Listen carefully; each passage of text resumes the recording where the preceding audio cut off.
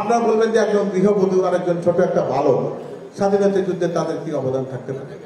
একবার ভাবুন সেই দিনটির কথা, সেই বিকালবেলার কথা, যেই বিকেলে শহীদ রাষ্ট্রপতি জিয়া রহমান স্বাধীনতার ঘোষণা করেছিলেন। সেই মুহূর্তে বাংলাদেশের সবচেয়ে অনিরাপদ পরিবারটি কোনটি? জিয়া পরিবার। জিয়াউর রহমান সাহেব তাদের জন্য কোন রকম নির্দেশনা রেখে যেতে পারেননি। 25 তারিখ মার্চ মাসের বেতন পেয়েছিলেন জিয়া রহমান সাহেব, পাননি। তিনি পাকিস্তান সেনাবাহিনীর একজন কর্মকর্তা ছিলেন। সেই পাকিস্তানি সেনাবাহিনীর একজন কর্মকর্তা যখন ভারতে যান, তখন তাকে কি সাদরে অভ্যর্থনা জানাবার কথা? আমাদের কোন নেতাকে কোনো সার্টিফিকেট দিয়েছিল তাকে যে স্বাধীনতার ঘোষণা দিয়ে তুমি পড়ার পর্বে ভারতে যাবে, তোমার জন্য লাল গালিচা সম্বর্ধনা অপেক্ষা করতে বলেছিল কেউ? নিজ দায়িত্বে তিনি করেছেন, পরিবারকে অরক্ষিত রেখে, ওই শিশু সন্তানকে অরক্ষিত রেখে। যেই মুহূর্তে স্বাধীনতার ঘোষণা আমাদের মেজর জিয়াউর রহমান সেদিন ঘোষণা করেছিলেন, সেই দিনই তাদের বুকের জন্য বুলেট নির্ধারিত হয়ে গেছিল। বাংলাদেশের কোনো পরিবার এত অনিরাপদ ছিল না। আর যাদের সেদিনের দায়িত্ব ছিল তারা কি করেছেন? দেশ থেকে পালিয়েছেন, নিরাপদে গেছেন ভারতে, নিরাপদে ছিলেন পাকিস্তানে। আজকে সেই নেতার অবস্থান থেকে, সেই নেতার পক্ষ থেকে আজকে বাংলাদেশে যাদেরকে আমরা চিনি, যারা আমাদেরকে বাংলাদেশ চিনিয়েছেন, দেশনেত্রী বেগম খালেদা জিয়া, যিনি মাটি কামড়ে পড়ে থেকেছেন, তিনি বলেছেন যে বাংলাদেশের বাইরে তার কোনো ঠিকানা নেই। তারেক রহমান সাহেব আজকে প্রায় 17টি বছর ধরে দেশের বাইরে রয়েছেন। এত বড় একটা দলকে সুসংগঠিত রেখেছেন, এই দল থেকে একটি মানুষ কি সরে গেছে? কেন যায়নি? এই এত অত্যাচার, নির্যাতন, গুম, খুন, মামলা, হামলা, আপনাদের সবাইকে আদালতের পাড়ে ঘুরতে হয়েছে বছরের পর বছর, তারপরে দল ছাড়েননি কেন? তার কারণ আপনি বিশ্বাস করেন যে বাংলাদেশ এবং বাংলাদেশ জাতীয়তাবাদী দল এবং জিয়া পরিবার এক সূত্রে গাঁথা, তাদের সাথে স্বাধীনতা এবং সার্বভৌমত্বের নাম লেখা হয়েছে, অন্য কোনো কিছু না।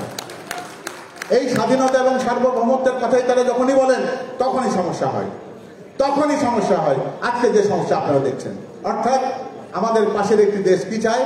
একটি তাবেদার একটা রাষ্ট্রীয় এখানে থাকবে। এখানে লেন্দুক তর্জির তারা জন্ম দিতে চান, জন্মতের একটা দিয়েও ছিলেন, কিন্তু শেষ মুহূর্তে রক্ষা করতে পারেননি। কেন পারেননি? ওই জিয়া পরিবার এবং তাদের অনুসারী এই লক্ষ কোটি বাংলাদেশের জনগণ, যারা তাদের বুকের রক্ত দিয়ে বুঝিয়ে দিয়েছে যে এই দেশে স্বৈরাচারের কোনো স্থান নেই। এবং বেগম খালেদা জিয়া এবং জনাব তারেক রহমান আমাদের সেই নেতৃত্বের জায়গা থেকে বুঝিয়েছেন যে তারা অন্য কোনো কিছুর সাথে আপোষ করলেও স্বাধীনতা এবং সার্বভৌমত্বের সাথে কোনো রকম কোনোদিন কোনো আপোষ করবেন না। সেই নেতার নেতৃত্ব থেকে তিনি যখন বলেন যে আমি রাষ্ট্র কাঠামোকে মেরামত করতে চাই, তখন বুঝতে হবে এর পেছনে অনেক বড় একটি কথা রয়েছে। এবং সেই কথার প্রতি যদি আমরা অনুগত থাকতে না পারি, এই দিন শেষে যদি এখান থেকে সেই 31 দফার মূল কথাটি যদি নিজে নিয়ে যেতে না পারি, তাহলে আজকে সারাদিন এখানে থাকাটা আমাদের ব্যর্থ। আমরা কি সেই ব্যর্থতার মুখোমুখি হব, নাকি দিন শেষে জনাব তারেক রহমানকে বুঝিয়ে দেবো যে 31 দফা আমি আত্মস্থ করেছি, 31 দফা আমার মন এবং মনে, 31 দফা আমার মগজে ঢুকে গেছে, আমি জনগণের কাছে 31 দফা নিয়ে যেতে পারবো, বলতে পারবো এই কথা ইনশাআল্লাহ। তাহলে আমাদের সেই কথাটি দিয়ে শুরু করতে হবে যে এই 31 দফার প্রতিটি ছত্রে ছত্রে রয়েছে বাংলাদেশকে গড়ে তোলার, এর প্রতিটি ছত্রে ছত্রে রয়েছে স্বাধীনতা এবং সার্বভৌমত্বকে সুরক্ষিত করার বাণী। স্বাধীনতা এবং সার্বভৌমত্বের কথা কেন আসে? এই পতিত স্বৈরাচার হাসিনা এখান থেকে পালিয়েছে, আওয়ামী লীগ পরাজিত হয়েছে জনগণের প্রত্যাশার কাছে। আমরা এই ঘরের ভেতরে অনেক মানুষ আছে, তাদের ভেতরে পুরুষের সংখ্যা বেশি, নারীর সংখ্যা কম, কিন্তু মাঠে কি চিত্র তাই? আমাদের ভোটারদের ভেতরে কি নারী পুরুষের ভেদাভেদ এরকম আছে? যতজন পুরুষ ততজনই নারী ভোটার। তাহলে এখানে যে অল্প সংখ্যক মহিলা আপনারা যারা আছেন, তারা কি শুধুমাত্র এই দায়িত্ব এখানেই শেষ করে দিয়ে যাবেন যে জেনে চলে গেলাম, তা কি? নাকি আপনার দায়িত্ব এই পুরুষদের চাইতে শতগুণে বেশি? কারণ আপনাদেরকে মাঠে গিয়ে, আপনাদের সেই উঠোনে গিয়ে, সে বাড়ির অন্দরমহলে গিয়ে মহিলাদেরকে এই 31 দফার কথা আপনাদেরকে তাদের বাণীতে পৌঁছে দিতে হবে। পারবেন না সেই দায়িত্ব নিতে? ইনশাল্লাহ পারবো।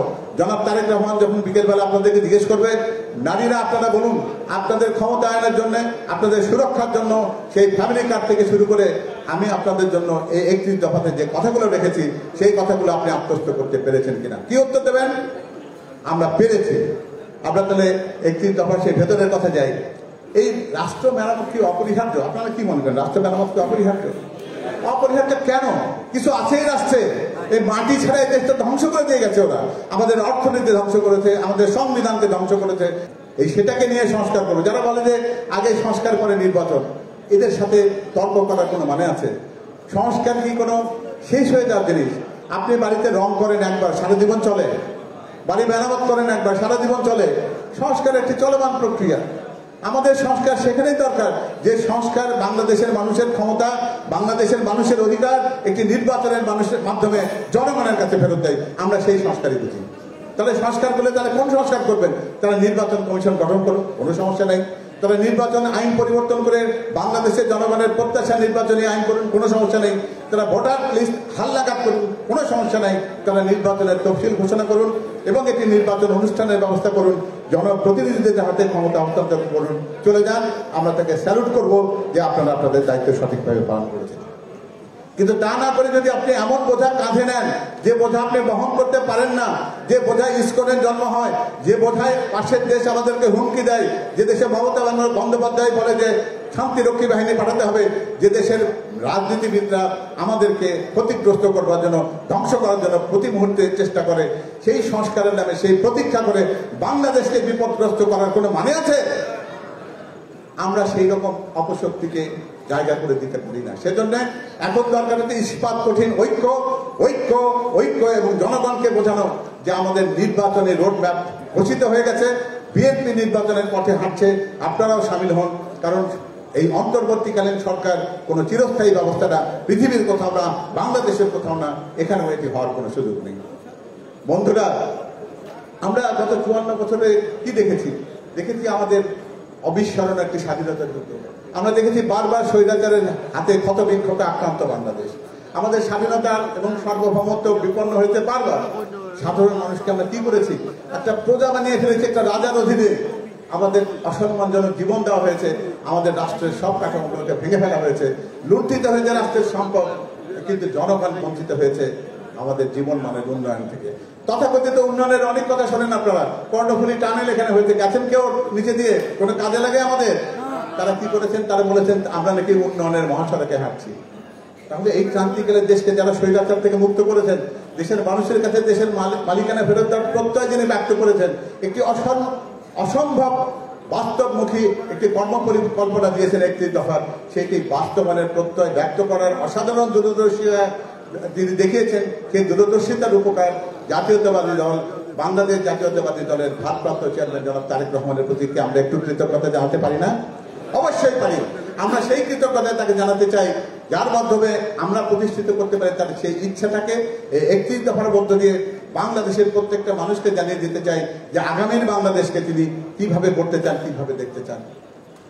আর এই 31 দফাকে তিনি তো নিজের বলে দাবি করেননি। উনি বলেছেন যে বাংলাদেশের সব মানুষের সাথে অংশগ্রহণ করুক, কারণ রাষ্ট্র কেউ একা একা মেরামত করতে পারে না। তিনি সমমনা দল যারা স্বৈরাচার বিরোধী আন্দোলনের সঙ্গে ছিল তাদেরকে সাথে নিয়ে 27 দফাকে উন্নীত করেছেন 31 দফায়, এবং ধারণা দিয়েছেন একটি জাতীয় সরকারের, অর্থাৎ নির্বাচনের ফলাফল যাই হোক না কেন, অনেক দলই আছে সাধারণ নির্বাচনে একটি আসনও পাবে না, কিন্তু তারা স্বৈরাচার বিরোধী, তারা আমাদের সাথে সমর্থক শক্তি। সরকার গঠনে তিনি তাদেরকে জায়গা দিতে চেয়েছেন এবং সেটির নামে তিনি দিয়েছেন জাতীয় সরকার।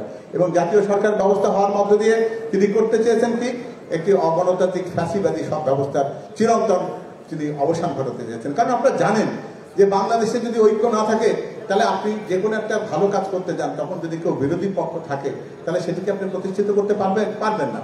কিন্তু আমরা এমন কথা বলতে চাই যেটি দেশের এই 20 কোটি মানুষের প্রাণের কথা। জনাব তারেক রহমান যদি সেই কথাটি বলেন, দেশের প্রত্যেকটা মানুষটি সেটিকে গ্রহণ করে, তাহলে আমাদের পক্ষে কি জাতীয় সরকার গঠনের মধ্যে দিয়ে আমরা কি কোনো ক্ষতিগ্রস্ত হতে পারি? কখনোই না। তাহলে এই 31 দফা ভিত্তিভূমিটা কি? 31 দফা কোথা থেকে এসছে? 31 দফার ভিত্তিভূমি হচ্ছে শহীদ রাষ্ট্রপতির 19 দফা কর্মসূচি। আপনারা বিশ্বাস করবেন কি জানি না, বাংলাদেশে বিএনপি ছাড়া কোনো সরকার, কোনো দল কখনোই একটি রাষ্ট্র পরিচালনা করার জন্য একটা সুসংহত, একটি পরিকল্পিত কাঠামো বা একটি ঘোষণা, কর্মসূচি কেউ ঘোষণা করেনি। প্রথমে যিনি ঘোষণা করেছেন তিনি শহীদ রাষ্ট্রপতি জিয়া রহমান। কি করেছেন তিনি কি পেয়েছিলেন? তিনি পেয়েছিলেন দুর্ভিক্ষ কবলিত একটি দেশ, রক্ষী বাহিনীর হাতে নিহত বাংলাদেশের পরিবারের হাহাকার। তিনি পেয়েছেন তলাবিহীন জুলির তকমা, তিনি পেয়েছিলেন গণতন্ত্রের কণ্ঠরোধ করা বাকশাল, তিনি পেয়েছেন সংবাদপত্রের কণ্ঠরোধ করা, সংবাদপত্রের স্বাধীনতা বিপন্ন একটি বাংলাদেশ।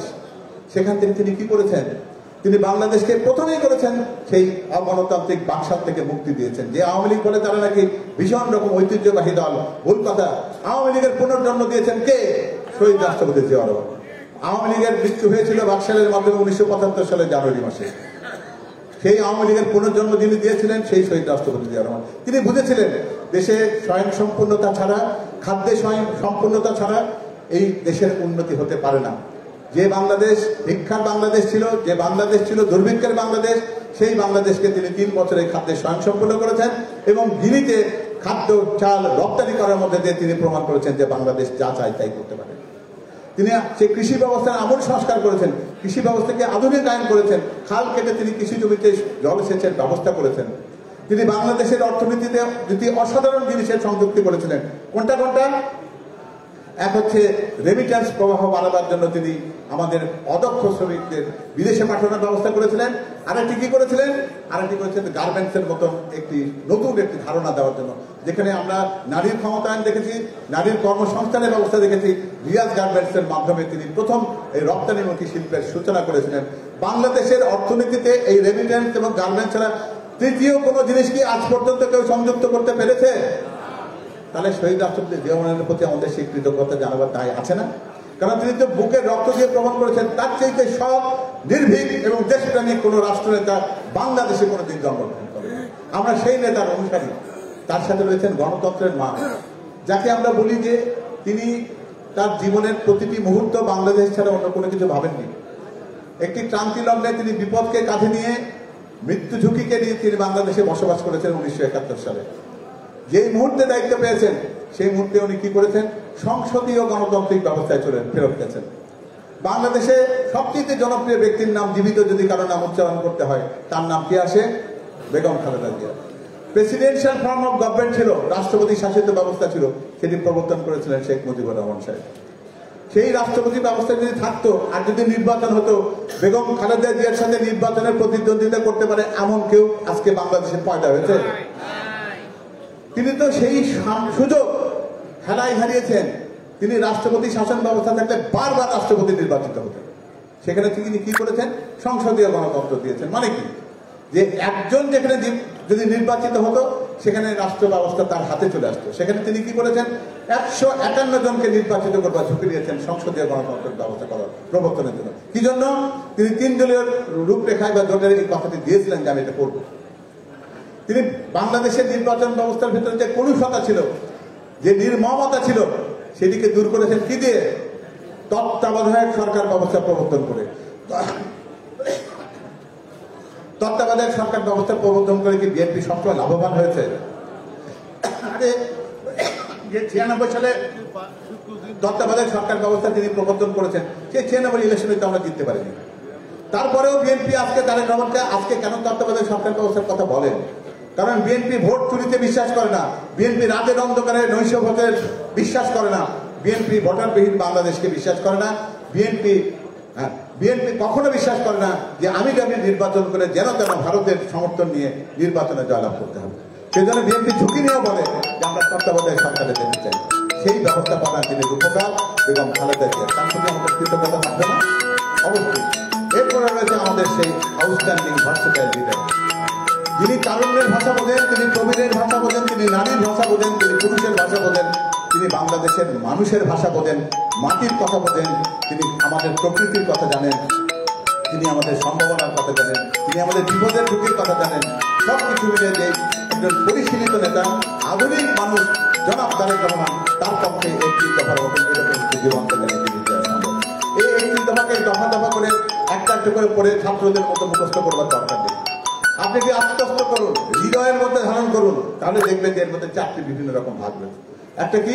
সাংবিধানিক বিষয়। এই সাংবিধানিক বিষয়ের মধ্যে সংবিধান সংস্কার কথা বলা আছে, আমাদের জাতীয়তা কি হবে সেটির কথা বলা আছে, আমাদের জুডিশিয়ারি কেমন হবে, আমাদের প্রশাসনিক ব্যবস্থা কেমন হবে, আমাদের অর্থনৈতিক ব্যবস্থা কেমন হবে, আমাদের নির্বাচন কমিশন কেমন হবে, আমাদের সংবিধিবদ্ধ প্রতিষ্ঠানগুলো কেমন হবে, সেগুলো বলা আছে সাংবিধানিক এবং প্রশাসনিক সংস্কারের অংশে। জনকল্যাণের অনেকগুলো কথা রয়েছে, যে কথাগুলোর কথা কেউ কোনোদিন ভাবেনি। বেকার ভাতার কথা কোনো সরকার বলেছে কোনোদিন? কোনোদিন কি বলেছে যে নারীর ক্ষমতায়নের জন্য তাদের সংসদের প্রতিনিধিত্ব ক্রমান্বয়ে বাড়ানো হবে? কোনোদিন কি কেউ আমাদের দেশে কখনো বলেছে যে ফ্যামিলি কার্ড চালু করে মহিলাদেরকে সুরক্ষা দেওয়া হবে?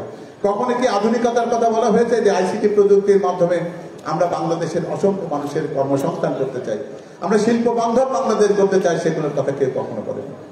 এবং অর্থনৈতিক এবং বাণিজ্য সবকিছু মিলে একটি পরিকল্পিত রাষ্ট্র কাঠামো হচ্ছে একটি দফা। একদিনে হয়তো সেটিকে বাস্তবায়ন করা যাবে না, কিন্তু আপনার সামনে যদি স্বপ্ন বড় না হয়, আপনার প্রাপ্তিও কখনো বা আপনার প্রত্যাশাও কখনো সেই মাত্রায় পৌঁছতে কোনোদিন পারবে না। ফলে 31 দফায় যা আছে সেটি কল্প বিলাস নয়, সেটি ভ্রান্তি বিলাসও নয়, সেটি হচ্ছে একটা কঠিন বাস্তবতা, যেটি তারেক রহমান সাহেব বারবার বলেন, যার মধ্যে রয়েছে জবাবদিহিতা। সেই বাংলাদেশ তিনি প্রতিষ্ঠিত করবেন, এটি তার প্রতিজ্ঞা। এবং এই সংবিধান সংস্কার যে বাংলাদেশের রাষ্ট্র কাঠামো এবং সার্বভৌমত্ব নিশ্চয়তা দিয়েছে, এই মধ্যে সবচেয়ে বেশি দরকার আমাদের এটি। কারণ বাংলাদেশ যদি না টেকে, তাহলে আমরা আমাদের পরবর্তী প্রজন্মের জন্য আসলেও কিছু রেখে যেতে পারবো না। এরপরে কি রয়েছে? রাষ্ট্রের অখণ্ডতা, আমাদের সার্বজনীন অংশীদারিত্ব, ধর্ম বর্ণ সবকিছু নির্বিশেষে আমাদের একটি মর্যাদাকর জাতীয় পরিচয়ের দরকার রয়েছে, এবং যেখানে সবার অংশীদারিত্ব থাকবে। বাংলাদেশের প্রত্যেকটি মানুষজন বিশ্বাস করতে পারে যে এই বাংলাদেশ তার, এই বাংলাদেশে তার মালিকানা রয়েছে, এই বাংলাদেশ কারো ব্যক্তিগত সম্পত্তি নয়। যেমন করে একজন বলতেন যে আমার বাবা দেশ স্বাধীন করেছে, এই দেশ আমার। এই একের কথা, এক বচনের কথা, এই এক বচনের মধ্যে বাংলাদেশ আর সীমাবদ্ধ থাকবে না। বাংলাদেশ পরিণত হবে বহু বচনের বাংলাদেশ, আমার বাংলাদেশ, আপনার বাংলাদেশ, বাংলাদেশের জনগণের বাংলাদেশ। আমরা এই রাষ্ট্রের মূল যে ভিত্তিটি, যেটিকে ধ্বংস করা হয়েছে, আইনসভা, বিচার এবং প্রশাসনিক ব্যবস্থা, এই তিনটির মধ্যে যে ভারসাম্য থাকার কথা ছিল, সেটি কি আছে? এক ব্যক্তির শাসনে পরিণত হয়েছিল পুরো বাংলাদেশ। প্রশাসনিক ব্যবস্থাতে এমন ছিল, একটি টয়লেটের নামে যুগে যুগে যুগ যুগ সৃষ্টি করা এই বাংলাদেশের যুগত্বকে আমরা কি অবসান করাতে চাই? আমরা বাংলাদেশের প্রশাসন, আমরা বাংলাদেশের আইন ব্যবস্থা সবকিছুকে এমন একটা জায়গায় আনতে চাই, যেখানে কোনো রকম ভাবে কেউ যেন কখনো বলতে না পারে যে বাংলাদেশ একটি ব্যক্তির দেশ, একটি ব্যক্তির মালিকানা, একটি ব্যক্তির রাষ্ট্র, ব্যক্তির দেশ। এই কথাটি কি খুব সহজে কেউ বলতে পারে কখনো? আমাদের বাংলাদেশে একজন যদি কেউ আসেন, তিনি বলেন যে 2050 সাল পর্যন্ত, 70 সাল পর্যন্ত ক্ষমতা থাকবেন, এমন একটা ব্যাপার যে উনি 500 বছর বাঁচবেন। হইতে পারে তারা কোনো একটা অহিনাদের হয়েছেন, তার উপরে হয়তো এই খবরটি পেয়েছেন। কিন্তু প্রকৃত বাংলাদেশ, যারা বাংলাদেশের মানুষকে ভাষা বোঝেন, বাংলাদেশের মানুষের প্রত্যাশার সাথে যান, তারা জানেন যে দীর্ঘদিন যদি কেউ একজন ক্ষমতায় থাকে, তাহলে কি হয়ে যান? তিনি স্বৈরাচার হয়ে যান। আমাদের নেতা জনাব তারেক রহমান স্বৈরাচার হতে চান না। তিনি কি বলেছেন? পর দুবারের বেশি কেউ কখনো প্রধানমন্ত্রীর দায়িত্ব পালন করবে না, এবং এটি বলেছেন, উনি এটি বিশ্বাস করেন, এবং ইনশাআল্লাহ উনি ওনার কথার প্রতি অবিচল থাকবেন, এবং আপনারা দেখবেন যে তিনি কখনোই তা হতে দেবেন না। তাহলে এখানে এই 31 দফার ভিতরে রাষ্ট্রের সকল পর্যায়ে মানুষের জন্য, তাদের জন্য কর্মসংস্থান, শিক্ষা, স্বাস্থ্য সবকিছু নিয়ে পরিকল্পিত ভাবনার কথা বলা হয়েছে। আমি যদি অতি অল্প সময়ের মধ্যে দিয়ে আপনাদের যদি একটি একটি করে কথা যদি বলি, আপনাদের একটু কষ্ট করে এটা শুনতে হবে। কি খুব খারাপ লাগছে আপনাদের? যদি খারাপ লাগে বলেন তো বসে যাবো। আচ্ছা ঠিক আছে। যদি আমরা এখানে যাই যে সংবিধানের ভেতরে তারা কতগুলো জিনিস ঢুকিয়েছেন, আপনারা কি জানেন? এটা সংবিধানে তারা একটা অবিচ্ছেদ্য অংশ ঢুকিয়েছেন, যেটা একটি পরিবারের গুণকীর্তন। একটি পরিবার, এই পরিবারকে রাষ্ট্র সুরক্ষিত দেবে আজীবন। এই সংবিধানের ওই অংশে লেখা হয়েছে স্বাধীনতার ঘোষণা করেছেন এমন একটি মানুষ, যিনি বলেছেন যে স্বাধীনতার ঘোষণা করেছেন আমাকে রাষ্ট্রদ্রোহিতার মামলায় ফেলতে চায়।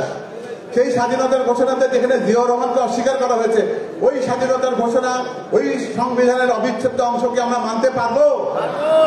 তাহলে এই অবিচ্ছেদ্য অংশের নামে সংবিধানে যে একটি ব্যক্তি পূজা, একটি পরিবার পূজা এবং একটি পরিবারতন্ত্রের বিষ বাষ্পকে সংযুক্ত করা হয়েছে, সেখান থেকে মুক্তি পেতে চাইলে সংবিধান সংস্কারের প্রয়োজন আছে না? সংবিধানের মধ্যে থেকে তারা কি করেছেন? জনগণের সবচেয়ে বড় শক্তির জায়গা ছিল রেফারেন্ডাম, জনভোট। এই গণভোটের ব্যবস্থা তারা এখান থেকে উঠিয়ে দিয়েছেন। কি জন্য? তাদের ক্ষমতাকে কুক্ষিগত করার জন্য তারা একটা ভণ্ডামি করেছিলেন। কি? তত্ত্বাবধায়ক সরকারের ব্যবস্থাকে তারা বাতিল করেছিলেন।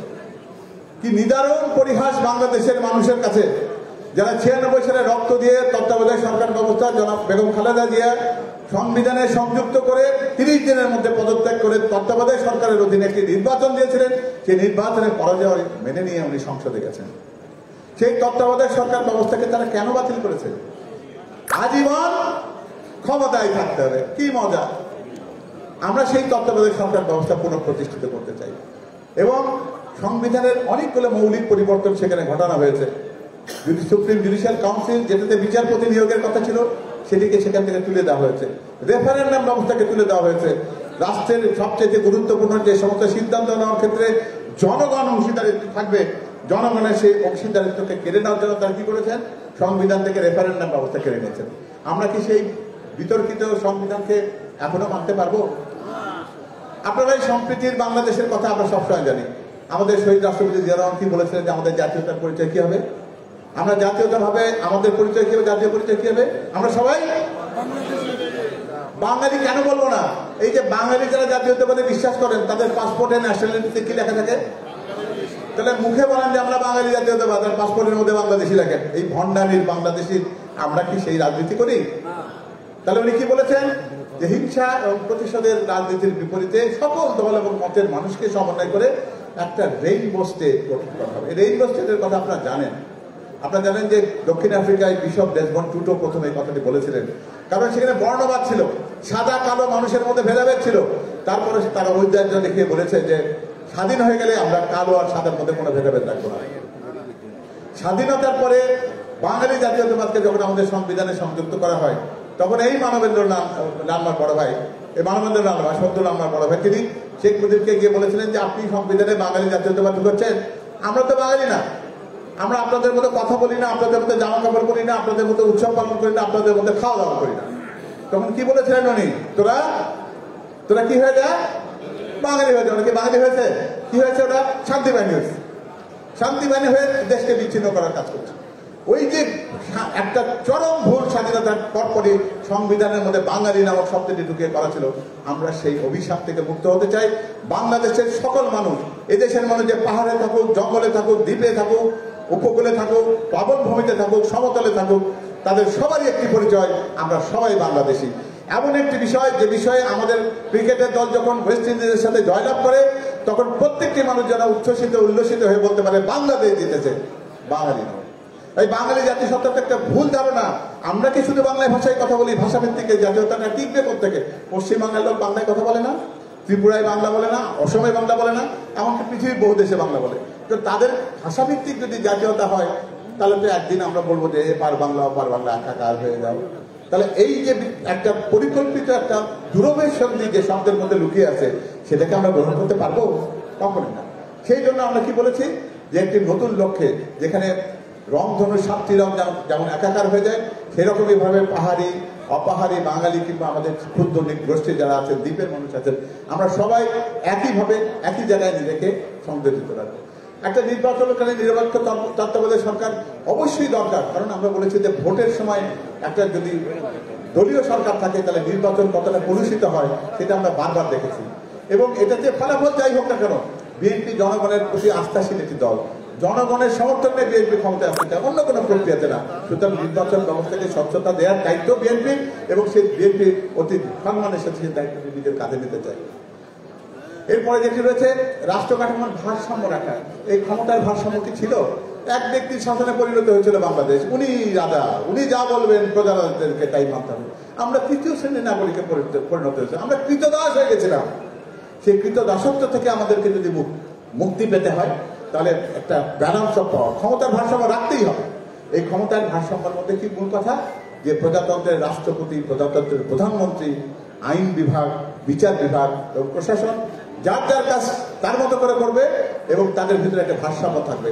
এই ভারসাম্যটাই হচ্ছে একটা দেশের স্থিতিশীলতার জন্য সবচেয়ে গুরুত্বপূর্ণ, এবং সেখানে কোনো কম্প্রোমাইজ হবে না। প্রধানমন্ত্রীর দায়িত্ব পালনের সময়সীমা 2 মেয়াদের বেশি হবে না। এটা সেই মানুষটি বলতে পারে যার বাংলাদেশের প্রতি ভালোবাসা আছে, দেশের মানুষের প্রতি বিশ্বাস এবং আস্থা রয়েছে, সেখান থেকে তিনি এই কথাটি বলেন। আইনসভায় উচ্চ কক্ষের প্রবর্তন, এটি হয়তো আমাদের একটু কথা বলতে হবে। পেছনে যারা আছেন তারা শুনতে পাচ্ছেন আমাকে? আচ্ছা, তাহলে আইনসভায় উচ্চ কক্ষ প্রবর্তনের ব্যাপারটির সাথে আপনারা কি একমত? আপনারা একমত কি? যদি কেউ বলে যে আইনসভায় উচ্চ কক্ষ আমাদের কেন লাগবে? আমাদের দেশ তো ফেডারেল ব্যবস্থা না, আমাদের এখানে তো প্রদেশ নেই। প্রদেশ না থাকলে কি হবে? আমাদের দেশনায়ক জনাব তারেক রহমান কি বলেছেন যে প্রচলিত নির্বাচনী ব্যবস্থাতে সমাজের জ্ঞান এবং অভিজ্ঞতা যাদের আছে, সেরকম শিক্ষাবিদ, রাষ্ট্রবিজ্ঞানী, সমাজবিজ্ঞানী, পেশাজীবী, বিভিন্ন ধরনের রাজনীতিবিদও বলতে পারেন, সামাজিক এবং সাংস্কৃতিক আঙ্গনে কাজ করেন যারা চিকিৎসক, প্রকৌশলী, তারা এই প্রচলিত নির্বাচন ব্যবস্থায় কি তাদের পার্লামেন্টে যাওয়ার কোনো সুযোগ আছে? তারা তো অনেকে রাজনীতি বিমুখ, রাজনীতির সাথে তারা থাকতেই চান না। কিন্তু জনাব তারেক রহমান চেয়েছেন যে দেশ গঠনে, দেশের সিদ্ধান্ত গ্রহণের ক্ষেত্রে, দেশ পরিচালনার ক্ষেত্রে, দেশের ভবিষ্যৎদর্শিতার ক্ষেত্রে এই মানুষগুলোর অবদানকে আমরা তুচ্ছ করে দেখতে চাই না। এই মানুষকে আমাকে অংশগ্রহণমূলক করতে চাই। করতে গেলে একটি পদ্ধতি রয়েছে, সংসদে উচ্চ কক্ষের প্রবর্তন, সেটি উনি করবেন। এবং এটার মধ্যে দিয়ে আপনারা দেখবেন যে বাংলাদেশের সংসদীয় রাজনীতিতে একটা নতুন ধারা সৃষ্টি হবে। সৎ মানুষের রাজনীতি, ভদ্রলোকের রাজনীতি, প্রকৃতপক্ষে জ্ঞানী গুণীর রাজনীতির বাংলাদেশ প্রতিষ্ঠিত হবে যদি আমরা সংসদে উচ্চ কক্ষ প্রবর্তন করতে পারি। এই সংবিধানের 70 অনুচ্ছেদ, এটি একটা দলের জন্য রক্ষা কবচ।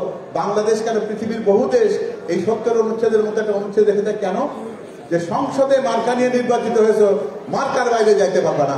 এটাকে নিশ্চিত করার জন্য তারা কি করেছেন, সবসময় চেয়েছেন যে 70 অনুচ্ছেদে দলের কোনো বিলের বিরুদ্ধে যদি কেউ ভোট দেয় তার কি হবে, প্রার্থিতা বাতিল হয়ে যাবে। আমরা কি সেটা চাই? আমরা কিন্তু সেটা চাই না। সেজন্য কি বলেছে, আস্থা ভোট, অর্থ বিল এবং জননিরাপত্তার সাথে সম্পর্কিত নয় এমন যে কোনো বিলের প্রতি যদি তিনি দলের সিদ্ধান্তের বাইরেও ভোট প্রয়োগ করেন, তার সংসদ সদস্য পদের কোন রকম সমস্যা হবে না।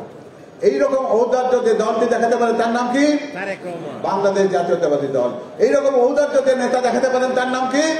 জনাব তারেক রহমান। তিনি যে দফাটি দিয়েছেন তার কতটি দফা? 31 দফা। সেই দফাকে আমি কোথায় গ্রহণ করব? আমার ঠোঁটে না অন্তরে? আমার অন্তরে এবং মগজে গ্রহণ করব। কেন করব? এই ঘরের ভিতরে শুধু বসে থেকে যদি আমরা 31 দফা যদি আমরা তাবিজ করতে থাকি বা তসবিহ করি, তাহলে কিন্তু 31 দফা মানুষের কাছে পৌঁছবে না। এটি মানুষের কাছে পৌঁছানোর দায়িত্ব কার? আমার, আপনার, সবার। আমরা সবাই 31 দফার এই অন্তর্নিহিত কথাগুলোকে বুঝবো। এবং আপনারা জানেন যে নির্বাচন কমিশনকে সংস্কার করা কতটা গুরুত্বপূর্ণ। হয়তো ঠিক আপনারা বলবেন যে আমরা গত 15 বছরে 2টি হুদা, 1টি আওয়াল কমিশন পেয়েছিলাম। এই হুদারা অনেকগুলো বেহুদা কাজ করেছে, এই আওয়ালরা অনেকগুলো আওয়ালি কাজ করেছে। আমরা এটা নিয়ে ঠাট্টা ফালতু হয়তো মস্করা করি, কিন্তু বিদেশি কি আমাদেরকে সম্মানিত করে যে ভোটারবিহীন নির্বাচন, যেখানে কুকুর মাঠের মধ্যে শুয়ে থাকে, নৈশ ভোটের নির্বাচন, যেটা শুনে জাপানি অ্যাম্বাসেডার হাসতে হাসতে বলেন যে পৃথিবীতে এরকম কোনো ভোট ব্যবস্থা দেখিনি যে পুলিশ আগে রাতে ভোট দিয়ে দেয়। অথবা আমি দামি নির্বাচন, যেটা 2024 সালে আমাদেরকে দেখিয়ে বলেন যে আমরা ক্ষমতা ছাড়বো না, আমরা পালাবো না। এই কথাগুলো যারা বলেছিলেন তারা কোথায় গেছেন? নিজেরা পালিয়েছেন। আর যারা বলেছিলেন যে তত্ত্বাবধায়ক সরকার ব্যবস্থা আজিমপুরে গেছে, তত্ত্বাবধায়ক সরকার আজিমপুরে যায়নি। আপনাদের ভাবধারা, আপনাদের আদর্শ গেছে আজিমপুরে। বাংলাদেশের মানুষের কাছে বাংলাদেশ ঠিক জায়গাতে আছে, সুরক্ষিত আছে। নিশ্চিন্ত থাকেন, দোয়া করবেন আমাদের জন্য। বিদেশে যেখানে থাকেন কোনো সমস্যা নেই। এই নির্বাচন কমিশনকে সংস্কার করা দরকার। সত্যিকার অর্থে যারা সাহসী, মেধাবী, জনগণের পাল যারা বোঝেন, এই দৃঢ়চিত্ত এবং মতামতকে সম্মান শ্রদ্ধা করতে পারেন এবং জনপ্রতিনিধিত্বশীল এমন একটি বিশিষ্ট জন এবং প্রতিষ্ঠানের মাধ্যমে নির্বাচন কমিশন গঠন হবে, যেখানে আমরা নিরাপদ থাকবো। যেটা ওই কালা জাহাঙ্গীর বলবে না নির্বাচনের ফলাফল হয়ে গেছে, দাম কে ঘুমানরা। অথবা কেউ যদি বলে যে নির্বাচনে এবার 36%, 41% ভোট, অর্থাৎ সার্কাস। এই সার্কাস পার্টির নির্বাচন কমিশন আমরা আর ভবিষ্যতে দেখতে চাই না। এইরকম সার্কাস পার্টির নির্বাচন কমিশন থেকে যদি আমাদেরকে মুক্তি পেতে হয়, তাহলে সত্যিকার থেকে নির্বাচন কমিশন গঠন করা দরকার এবং আরপিও সংশোধন করা দরকার। এবং আমাদের অতি সাহসিকতার সাথে একটি সিদ্ধান্তের কথা এই 31 দফার মধ্যে বলা হয়েছে যে স্থানীয় সরকার নির্বাচন বিশেষ করে ইউনিয়ন পরিষদ নির্বাচনের দলীয় প্রতীকও ব্যবহার করা হবে না। অর্থাৎ এখানে অংশগ্রহণের অবারিত রাখতে চেয়েছেন জনাব তারেক রহমান। এখানে মনোনয়ন দিয়ে কাউকে উনি বলতে চান যে উনি একমাত্র নেতা, অন্য কারো নির্বাচিত হওয়ার কোনো সুযোগ নেই। রাষ্ট্রীয় এবং সাংবিধানিক যে সমস্ত সংস্থা রয়েছে, আপনারা জানেন যে আমাদের দেশে সাংবিধানিক অনেকগুলো প্রতিষ্ঠান, পাবলিক সার্ভিস কমিশন নামে একটা জায়গা আছে, চেনেন নাকি আপনারা? একে কি দেয় আমাদেরকে? সরকারি চাকরি দেয়, তাই না? এটা আমরা ভুলে গেছি কেন? যে বিএনপির লোকের গত 15 বছর করে চাকরি হতে হয় নাই। আমাদের ছেলেরা যখন পরীক্ষা দিতে যায় ভাইভাতে, তখন কি জিজ্ঞাসা করে? তোমার বাবা, চাচা, দাদা, তার গাড়ির ড্রাইভার, তার বাড়ির ধারে থাকে, তার বাড়ির পাশের বাড়ির লোকের কেউ কি বিএনপি করে? ওরে বাবা, তাহলে তোমাকে চাকরি দেওয়া যায়। আমাদের সেই পাবলিক সার্ভিস কমিশন এই জায়গায় গেছিল। আমাদের সেই দুদক নামের একটি জিনিস আছে, কি দুর্নীতি দমন কমিশন, নখদন্তহীন একটি প্রতিষ্ঠান। বিএনপির কোনো লোককে পেলে কিভাবে তাকে বলতে হবে যে না, তার উনি সম্পদ বিবরণী চান, সেই সম্পদ বিবরণীতে আপনি যদি একটা সোফা সেটের দাম যদি কোনো কারণে ভুলক্রমে না লেখেন, তাহলে কি বলবে? তথ্য গোপন করার অভিযোগে আপনাকে 12 বছর জেল দেওয়া হলো। আর আওয়ামী লীগের তাবড় চোর যারা লক্ষ লক্ষ কোটি টাকা পাঠিয়েছে, গতকাল আপনারা দেখেছেন যে দেবপ্রিয় ভট্টাচার্য যে শ্বেতপত্র প্রকাশ করেছে, যেখানে $240 বিলিয়ন, আমাদের রিজার্ভের সর্বোচ্চ পরিমাণ ছিল $45-46 কোটি বিলিয়ন ডলার, তার 5 গুণ বেশি টাকা 15 বছর লুটপাট করেছে। তাদের কথা শুনতে হবে। তাদের কাছ থেকে স্বচ্ছতার হিসাব দিতে হবে। তাদের বানানো দুদকের মধ্য দিয়ে কি সত্যিকার অর্থে আপনি অর্থ ফেরত আনতে পারবেন? ওই দুর্নীতিবাদদেরকে বিচার করতে পারবেন? অথবা জনগণের লুণ্ঠিত অর্থ ফেরত আনা যাবে? সম্ভব? তাহলে আমাদের এমন একটি দুর্নীতি দমন কমিশন চাই যেখানে এই সমস্ত জবাবদিহিতা স্বচ্ছতা যেন থাকে, এই স্বচ্ছতা এবং জবাবদিহিতা প্রতিষ্ঠা করতে পারে এমন একটি দুর্নীতি দমন কমিশন আমাদের দরকার। জুডিশিয়াল কমিশন অবশ্যই দরকার। কি জন্য? আমরা এমন কোন প্রধান বিচারপতিকে দেখতে চাই না নিগৃহীত হতে, যাকে ডিজিএফআই এর একজন মেজর বা কর্মকর্তা গালে 4 মারবে বা পিস্তল ধরে তাকে বলে যায় তুই দেশ ছাড়। আমরা 15 সংশোধনীতে, 15 সংশোধনীর ব্যাপারে যখনই উল্টা একটা রায় যেতে চাচ্ছিল তখনই তাকে দেশ থেকে বের করে দেওয়া হচ্ছে। আমাদের বিচারপতিদের মাঝে মাঝে চা খাওয়ার দাওয়াত দিতেন রাষ্ট্রপতি, পরদিন দেখতে আমার চাকরি নেই। অর্থাৎ একটি মানুষের ক্রীড়ানকে পরিণত হয়েছিল। বেগম খালেদা জিয়াকে তথাকথিত এই জিয়া অরফানেজ ট্রাস্ট মামলায় বিচারিক আদালত দিলে 5 বছরের জেল। আর বিচারপতি এনায়েতুর রহিম সাহেব উনি হাইকোর্টে গিয়ে ওটাকে বানালেন কত? 10 বছর। উনি 10 বছর বানানোর সাথে উনি প্রমোশন পেয়ে হাইকোর্ট থেকে সুপ্রিম কোর্টে চলে গেলেন। ওনার বাবার নামে দিনাজপুর মেডিকেল কলেজের নাম পরিবর্তন হয়ে গেল আব্দুল রহিম মেডিকেল কলেজ। অর্থাৎ চোরে চোরে মাসতুতো ভাই বোন, খালি ভাই বললে হবে না, কেন ওর তো বোন। তো ফলে এই বাংলাদেশ তৈরি হয়েছিল। আমরা সেই রকম জুডিশিয়াল ব্যবস্থা করা আছে, যেটা জুডিশিয়াল কমিশন। এমন চাই না যেখানে এমন বিচারপতি তৈরি হয় না যার নাম হচ্ছে শামসুদ্দিন চৌধুরী মানি। ওই রকম বিচারপতি সুপ্রিম কোর্ট কলঙ্কিত করুক বাংলাদেশের জনগণ এটি আর দেখতে চায় না। যে তিনি এই 5ই আগস্টের পরে নিজে কোন রকমের একটা কাদা মাখা প্যান্ট পরে কলার পাতায় বসে থেকে মশার কামড় খান এই ভারতের মাটিতে শুয়ে শুয়ে। এইরকম পলাতক বিচারপতি চাই না। এমন ব্যবস্থাপনা চাই না যেখানে আমাদের বায়তুল মোকাররমের মসজিদের খতিব সাহেব পালিয়ে যান। এমনই একটা ব্যবস্থাপনা তারা তৈরি করেছিলেন। তাহলে বিচার বিভাগের ঐতিহ্য এবং মহিমাকে সমন্বিত রাখার কাজটি করতে হবে। এবং তার করতে গেলে সুপ্রিম কোর্টের আমাদের একটি স্বতন্ত্র সচিবালয় থাকা দরকার। সুপ্রিম জুডিশিয়াল কাউন্সিল পুনঃপ্রতিষ্ঠা করা দরকার, যারাই শুধুমাত্র সিদ্ধান্ত নেবে যে প্রধান বিচারপতি থাকবেন কি থাকবেন না, বা বিচারপতি নিয়োগের কোন ব্যবস্থাপনা থাকবে। আমরা প্রশাসনিক সংস্কার কমিশনের কথা বলি। কেন বলি? আপনারা জানেন যে এতদিন পর্যন্ত আমরা বলতাম যে প্রশাসনে যারা আছেন তারা হয়তো প্রশাসনে জনগণের কাজ করে। ওরা তো লিগে পরিণত হয়েছিল। আমরা কি বলেছি? প্রশাসন লীগ, পুলিশ লীগ। আমরা কি দেখেছি? ডিবি হারুনের ভাতের হোটেল, যেখানে গিয়ে মানুষকে বিভিন্ন রকমের আপ্যায়ন করা হতো। চোখের সামনে ভাত, পিছন দিকে গরম ডিম।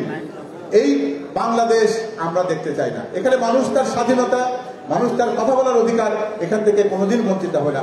জনগণ এমন একটা সেবা প্রতিষ্ঠান যারা পায়, তার দেশপ্রেম রয়েছে, যার মধ্যে রয়েছে সততা, সৃজনশীলতা, দক্ষতা, মেধা এবং অভিজ্ঞতা। এটা দিয়েই নিয়োগ হবে, এটা দিয়েই পদোন্নতি হবে। এর বাইরে কোনো রকম ব্যক্তিগত পরিচয় যেন কখনো আমাদের প্রশাসনকে কলঙ্কিত করতে না পারে, সেই ব্যবস্থাপনা এখানে নিশ্চিত করা হয়েছে। মিডিয়াকে আমরা বলি যে রাষ্ট্রের চতুর্থ স্তম্ভ। আমরা কি মিডিয়া দেখেছি? আমরা মিডিয়া দেখেছি গোপাল ভাঁড়ের রাজসভা। কি হতো সেখানে? প্রধানমন্ত্রী বিদেশ থেকে ফিরে এসে গালে হাত দিতেন এবং সামনে স্তাবকের দল বসে থেকে বলতো যে প্রধানমন্ত্রী, আমরা তো কয়েকদিন পর আপনাকে হারাতে চলেছি। আপনি এতদিন ছিলেন দেশের নেত্রী, আপনি তো আন্তর্জাতিক নেতৃত্বে পরিণত হয়েছেন। আগামী দিনে আমরা আপনাকে আর দেখার সুযোগ পাবো না। এরা কি তাকে বলেন? এরা বলেছেন আপনি হযরত, আপনি হযরত, আপনাকে হযরত বলে সম্বোধন করতে হবে। সংসদে এই কাহিনীগুলো যারা বলেছেন, মিডিয়াতে যারা প্রচার করেছেন, যে মিডিয়ার একটি কাজই ছিল জিয়া পরিবারের বিশোধকরণ করা, জনাব তারেক রহমানকে সন্ত্রাসী প্রমাণ করা, তাকে খুনি প্রমাণ করা, যেটি আমরা 21শে আগস্টের গ্রেনেড হামলা সেই রায়ের মধ্যে দেখেছি যে একটি ব্যক্তিগত আক্রোশ, একটি পরিবারকে ধ্বংস করার কি অবিরাম চেষ্টা একটি মানুষের মধ্যে কাজ করে, যার মধ্যে দিয়ে প্রমাণিত হয়েছে সত্যের জয় অসত্যের উপরে হবে। কখনো অন্ধকার আলোকে কখনো নিমজ্জিত করে রাখতে পারে না। সেটি প্রমাণ হয়েছে 21শে আগস্টের সাম্প্রতিক যে বিচার ব্যবস্থা। আমরা সেটিকে অভিনন্দিত করি, সেই বিচার ব্যবস্থাকে, যারা সত্যকে সত্য, মিথ্যাকে মিথ্যা বলতে পারে। ডিজিটাল সিকিউরিটি আইন বাতিল করা এবং যতজন সাংবাদিক ক্ষতিগ্রস্ত হয়েছেন তাদেরকে পুনর্বাসিত করা, তাদেরকে বিচারের ব্যবস্থা করে দেওয়া। দুর্নীতি দমন ব্যাপারে একটা আকর্ষণীয়তার জায়গা দরকার।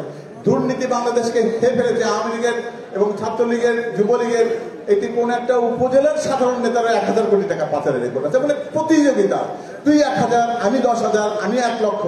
এটি করতে করতে পুরো বাংলাদেশকে তারা খোকলা করে দিয়েছেন। তাহলে কি করতে হবে? শ্বেতপত্র একটি প্রকাশিত হয়েছে, কিন্তু সেটি মাত্র আংশিক। আমরা শুধু শ্বেতপত্রে সন্তুষ্ট থাকতে চাই না, আমরা সেই দায়ী ব্যক্তিদেরকে চিহ্নিত করতে চাই, বিচারের কাজ করে দেখতে চাই, এবং এই সমস্ত যে সমস্ত দুর্নীতিবাদ আছে তাদেরকে প্রকাশ্যে জনগণের সামনে এনে তাদের সেই লুণ্ঠিত পাচার করা টাকা কি করতে চায়, ফেরত আনতে চায়, যাতে বাংলাদেশের মানুষ তাদের হিস্সার টাকা, তাদের নিজেদের অংশের টাকা যেন ফেরত পায়। এটি যেন না হয় বাংলাদেশে আজকে জন্মনা একটি শিশুর মাথার উপরও 1,50,000 টাকার যে ঋণের বোঝা রয়েছে, সেই বোঝা থেকে বাংলাদেশকে মুক্ত করতে চাই, প্রকৃত বাংলাদেশ প্রতিষ্ঠিত করতে চাই। সর্বস্তরে আইনের শাসন কি ভীষণ একটি কাজ বাংলাদেশে আমরা গত 15টি বছর ধরে দেখেছি। সবচেয়ে বড় ভুক্তভোগী হয়েছে কে? বিএনপি। কি অর্থে, কেন হয়েছে? যত গুম খুন নির্যাতন হয়েছে তার সবচেয়ে বড় ভুক্তভোগী কে? এমনকি যে সম্প্রতি যে জুলাই আগস্টের যে আপনারা জানেন যে গণ অভ্যুত্থান হয়েছে, সেখানে আমাদের ছাত্ররাই পর্যন্ত মারা গেছে প্রায় 400 জনের মতো। এই বিপুল সংখ্যক আত্মত্যাগ এবং পৃথিবীর সবচেয়ে ঘৃণতম অপরাধের নাম কি? সবচেয়ে ঘৃণিত অপরাধ কোনটি? গুম হচ্ছে সবচেয়ে ঘৃণিত অপরাধ। খুনি মানুষের তো আপনি দেহটা দেখতে পান, তার দাফন কাফন হয়, তার কবরতে জিয়ারত করতে পারেন, তার জন্য চেহলাম করতে পারেন, কুলখানি করতে পারেন। আর যে মানুষটি গুম হয়ে যায় তার পরিবার জানে না সে মানুষটি কোথায়, মৃত কি জীবিত যে জানে না, তার সন্তান জানে না তার বাবা বেঁচে আছে কিনা, তার স্ত্রী জানে না সে আজকে সে বিধবা না শতবা। আজকে সেই আমাদের ইলিয়াস আলী কিংবা চৌধুরী আলমের মতো অসংখ্য নেতা কর্মী আমাদের গুম হয়েছে। এই গুমের আয়নাঘরের যে প্রবক্তা, যে সৃষ্টিকারিণী, সেই গুম খুনের বাংলাদেশকে আমরা আর দেখতে চাই না। আমরা বাংলাদেশের শিক্ষা প্রতিষ্ঠানে আর আব্রাহামের মতো ঘটনা ঘটতে দেখা চাই না। আমরা চাই যে বাংলাদেশের নারীর স্বাধীনতা থাকবে, তাদের সম্ভ্রম লুণ্ঠিত হবে না, তারা বাংলাদেশের প্রত্যেকটি জায়গায় নিরাপদে কাজ করতে পারবে, তাদের কর্ম পরিবেশকে কেউ ধ্বংস করবে না। আমরা খুন গুম ধর্ষণ এরকম নির্মম শারীরিক নির্যাতনের মধ্যে মানুষকে শেষ করে দেওয়া, এইরকম বিষয় আমরা শুধুমাত্র অবসানই চাই না, যারা এই কাজগুলো করেছে তাদের বিচার চাই, সংক্ষুব্ধদের দৃষ্টিমূলক বিচার হোক। আমি আমার পর্বের শেষ জায়গাতে এসে গেছি, আপনাদের আর বিরক্ত কিছু কোনো বেশি করবো না। আমি অর্থনৈতিক সংস্কার কমিশন কেন করতে হবে? রাষ্ট্রের কি অর্থনৈতিক কোনো ব্যবস্থা আছে? আপনারা এখানে একটা চট্টগ্রামের বিখ্যাত মানুষের জন্ম দিয়েছেন, তার নাম কি? এস আলম। এই বিখ্যাত মানুষ আপনাদের কাছে আছে। যাই হোক, জিয়া রহমান সাহেব এখান থেকে উঠেছিলেন, তার পাশে যখন এস আলমের নাম উচ্চারিত হয় তখন চিন্তা কলঙ্কিত হয়। আমাদের সেই কলঙ্ক মুক্ত হতে হবে।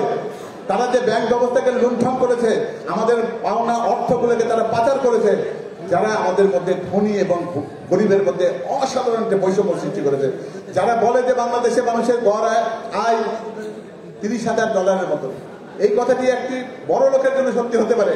যদি প্রান্তিক গরিব মানুষ, যে গৃহহীন একটি মানুষ, আপনি যদি বলেন যে আপনার আয় 1 লক্ষ টাকা, আরেকজনের আয় 100 টাকা, 100-র সাথে 1 লক্ষ যোগ করে 2 দিয়ে যদি ভাগ করেন, তাহলে আমি 100 আলাপ অনেক বড় হয়ে যাই। এটি গড় অঙ্কের জিনিস নয়, এটি মানুষের সত্যিকার অর্থে জীবন মান, তার বেঁচে থাকা, তার চলাফেরা, প্রত্যেকটি অনুষঙ্গের ক্ষেত্রে আমরা যে বাস্তবতার চিত্র দেখি, সেটি কতটা সত্যি, সেটি হচ্ছে ধনী এবং গরিবের প্রকৃত বৈষম্য। তাহলে এই সকল কিছু মিলে একটা অর্থনৈতিক সংস্কার গঠন করা দরকার, যেখানে ব্যাংকে আমার টাকা নিরাপদ থাকবে, আমার বিনিয়োগ নিরাপদ থাকবে, বাংলাদেশের মুদ্রাস্ফীতি আমাদের দ্রব্যমূল্যকে অসহনীয় করবে না, এবং আমাদের রিজার্ভ সমুন্নত হবে, রিজার্ভ আমাদের উন্নত হবে, বাংলাদেশ সত্যিকার অর্থে একটি মডেল বাংলাদেশে পরিণত হতে পারে। আমি আমার বলা কথা এখানে শেষ করবো শুধু এই কথাটি বলে, জনাব তারেক রহমান একটা কথা বলেছেন যে এই 31 দফা কি কাগজে লেখা 2টি লাইন কাগজ? তিনি বলেছেন যে সংস্কার মানে আমি বুঝি না কাগজে লেখা 2টি লাইন। আমি সংস্কার বলতে সেই জিনিসটি বুঝি যে সংস্কার আমার কর্মহীন মানুষের কর্মসংস্থান করে। আমি সংস্কার বলতে সেটি বুঝি আমার নিরন্ন মানুষের বুকে অন্ন জোটায়। আমি সংস্কার বলতে বুঝি সেই নারী যখন নিরাপদে চলাফেরা করতে পারে, তার সম্ভ্রম যখন সুরক্ষিত থাকে। আমি সংস্কার বলতে সেই ধর্মীয় ব্যবস্থাপনা চাই যেখানে সবাই বলতে পারে এখানে ধর্ম বর্ণ নির্বিশেষে আমাদের প্রত্যেকটি অধিকার সমান। আমি সংস্কার বলতে সেই বাংলাদেশ বুঝি যেটি আমার আগামী প্রজন্মের তরুণদের জন্য নিরাপদ এবং ভবিষ্যৎদর্শী বাংলাদেশ। আবার সবাই মিলে সেই 31 দফাকে সফল করার একটি দায়িত্ব পেয়েছি, পবিত্র দায়িত্ব, যেটার মধ্য দিয়ে আমরা বাংলাদেশের ইতিহাসে নিজেদেরকে সংযুক্ত করে রাখতে পারি যে এই রকম একটি অসাধারণ কর্ম পরিকল্পনায় আমরাও একটি অংশীদার। আমরা কি প্রতিজ্ঞা করতে পারি না যে এই ঘরের ভিতরে এটিকে সীমাবদ্ধ না রেখে আমরা জনগণের মধ্যে 31 দফাকে নিয়ে গিয়ে আমরা সত্যিকারে প্রমাণ করব আমরা শহীদ রাষ্ট্রপতি জিয়ার সৈনিক, আমার বেগম খালেদা জিয়ার সৈনিক, আমরা দেশনায়ক জনাব তারেক রহমানের সৈনিক। আমি এই প্রত্যাশা রেখে আমার কথা শেষ করলাম। সবাইকে ধন্যবাদ।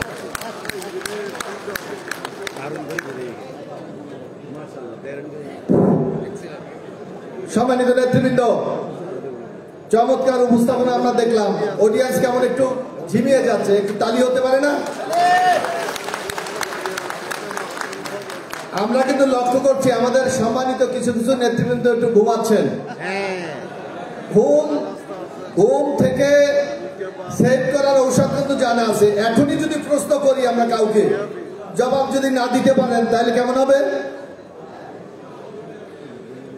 অনেকটা আমরা কিন্তু দেখতে পাচ্ছি হাঁটাহাঁটি করেন, একটু ঘুমাচ্ছেন, মোবাইল টিপছেন, কিন্তু আমাদের কাছে কিন্তু কৌশল আছে। আমরা কিন্তু হঠাৎ করে বলবো যে ভাই আপনি দাঁড়ান, এই 12 দফায় কি বলা হয়েছে একটু বলেন, তখন কি করবেন?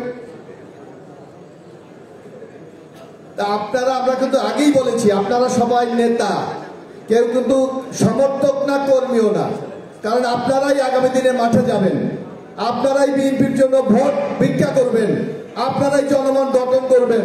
সুতরাং বিএনপি কি চায় এটা যদি আপনারা না বলতে পারেন তাহলে আজকে এই প্রশিক্ষণটা আমাদের কোনো মূল্য আছে বলে আমরা মনে করি না।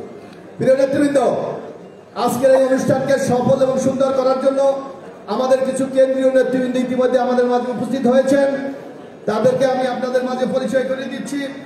আমাদের মাঝে উপস্থিত আছেন বিএনপি চেয়ারপারসনের অন্যতম উপদেষ্টা, চট্টগ্রাম মহানগরী উত্তর বিএনপির সংগ্রামী আহ্বায়ক জনতা গোলাম আকবর খন্দকার, আমি তাকে অভিনন্দন জানাই। আমাদের মাঝে উপস্থিত আছেন বিএনপির চেয়ারপারসনের অন্যতম উপদেষ্টা, বিশিষ্ট ব্যবসায়ী বীর মুক্তিযোদ্ধা এস.এম. ফজলুল হক। আমাদের মাঝে উপস্থিত আছেন খাগড়াছড়ি থেকে নির্বাচিত সাবেক সংসদ সদস্য, বিএনপির কর্মসংস্থান বিষয়ক সহ সম্পাদক ও খাগড়া জেলা বিএনপির সভাপতি আব্দুল অদুদ ভুইয়া। আমাদের মাঝে উপস্থিত আছেন বিএনপির উপজাতি বিষয়ক সম্পাদক ও সভাপতি বান্দরবান জেলা বিএনপি মেমা সিং। আমাদের মাঝে উপস্থিত আছেন বিএনপির সহধর্ম বিষয়ক সম্পাদক দীপেন দেওয়ান। আমাদের মাঝে উপস্থিত আছেন সাবেক ছাত্রনেতা বিএনপির গ্রাম সরকার বিষয়ক সহ সম্পাদক জননেতা বেলাল আহমেদ। আমাদের মাঝে উপস্থিত আছেন বিএনপির কেন্দ্রীয় এবং ঢাকা থেকে এই অনুষ্ঠানকে সফল করার জন্য আমাদের সাথে এসেছেন বিএনপির তথ্য গবেষণা বিষয়ক সম্পাদক আমিরুজ্জামান খান শিমুল। আমাদের মাঝে আরো আপনাদেরকে সহযোগিতা করার জন্য আছেন এবং যারা পিছনে চেয়ারে বসে আছে এবং শৃঙ্খলার দায়িত্ব পালন করছেন সাবেক ছাত্রনেতা বিএনপির জাতীয় নির্বাহী কমিটির অন্যতম সদস্য হায়দার আলী লেলিন। আমাদেরকে সর্বাত্মক সহযোগিতা করছেন এই অনুষ্ঠান। আমাদের চিটাগাংয়ের নেতৃবৃন্দ একটা ক্লাব দেবেন, বলছি আমাদের ক্লাব দেবেন। আমাদের এই অনুষ্ঠানের সার্বিক দাপ্তরিক সহায়তা করেছেন বিএনপির দপ্তরে সংযুক্ত নির্বাহী কমিটির সদস্য আব্দুল সাত্তার পাটোয়ারি। এছাড়াও আমাদের মাঝে উপস্থিত আছেন বিএনপির জাতীয় নির্বাহী কমিটির অন্যতম সদস্য সাবেক ছাত্রনেতা মশিউর রহমান বিপ্লব। আমাদের মাঝে উপস্থিত আছেন আবু তালেব। আমাদের মাঝে উপস্থিত আছেন জাতীয়তাবাদী ছাত্র দলের সাবেক ভারপ্রাপ্ত সভাপতি বিএনপির জাতীয় নির্বাহী কমিটির সদস্য মামুনুর রশিদ মামুন। আমাদের মাঝে উপস্থিত আছেন বিএনপির জাতীয় নির্বাহী কমিটির অন্য সদস্য জালাল উদ্দিন মজুমদার। আমাদের মাঝে উপস্থিত আছেন এই চট্টগ্রামের কৃতি সন্তান বিএনপি নির্বাহী কমিটির সদস্য শামসুল আলম। আমাদের মাঝে উপস্থিত আছেন জনাব গোলাম হায়দার বিএসসি। আমাদের মধ্যে উপস্থিত আছেন সাথী উদয় কুমার বড়ুয়া। আমাদের মধ্যে উপস্থিত আছেন এই যেখানে আমাদের আজকে সভা অনুষ্ঠিত হচ্ছে সেই চট্টগ্রাম মহানগরীর সংগ্রামী আহ্বায়ক জননেতা জনাব এরশাদুল্লাহ। আমাদের মাঝে উপস্থিত আছেন এই মহানগরীর সংগ্রামী সদস্য সচিব সাবেক ছাত্রনেতা জনাব নাজিবুর রহমান সহ সম্মানিত নেতৃবৃন্দ, সবাইকে ধন্যবাদ জানাচ্ছি।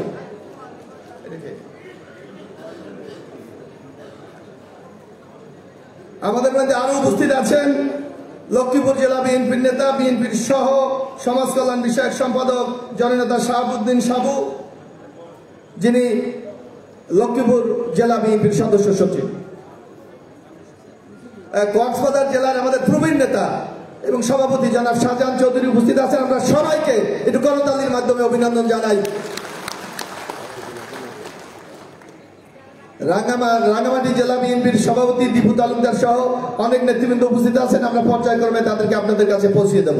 প্রিয় বন্ধুরা, যে কথাটিকে আমরা বারবার বলেছি, এই 31 দফার প্রতিটি বিষয় কিন্তু আপনাদের নজর রাখতে হবে।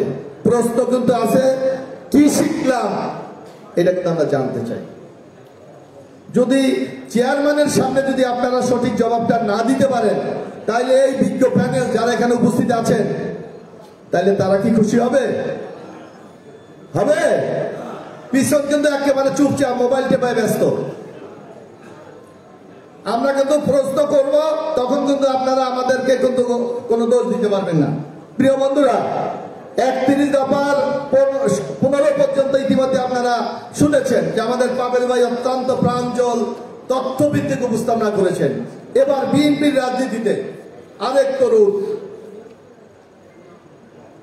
কেমব্রিজ বিশ্ববিদ্যালয় থেকে যিনি পাশ করে এসেছেন, বিএনপির ভারপ্রাপ্ত চেয়ারম্যানের উপদেষ্টা জনাব ডক্টর মাহাথির, রাষ্ট্র সংস্কারের 31 দফার সামাজিক সুরক্ষা এবং অর্থনৈতিক যে সংস্কার সেই সম্পর্কে বক্তব্য রাখবেন আগামী দিনের তরুণ রাজনীতিবিদ এবং চিন্তাবিদ, বিশিষ্ট শিক্ষাবিদ ডক্টর মাহাদি আমিন। ডক্টর মাহাদি আমিন।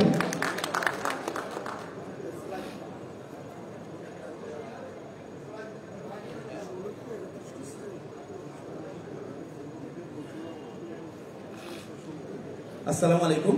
উপস্থিত বাংলাদেশ জাতীয়তাবাদী দল বিএনপির চট্টগ্রাম বিভাগ এবং অধীনস্থ জেলাসমূহের মূল দল, অঙ্গ এবং সহযোগী সংগঠনের শীর্ষস্থানীয় নেতৃত্ব, প্রতিটি উন্নয়নমূলক ধাপে, প্রতিটি সেক্টরে শহীদ প্রেসিডেন্ট জিয়াউর রহমান, দেশনেত্রী বেগম খালেদা জিয়া এবং আমাদের ভারপ্রাপ্ত চেয়ারম্যান জনাব তারেক রহমান কিভাবে ভবিষ্যৎ বাংলাদেশ বিনির্মাণ করতে চান সেটির একটি রূপকল্প।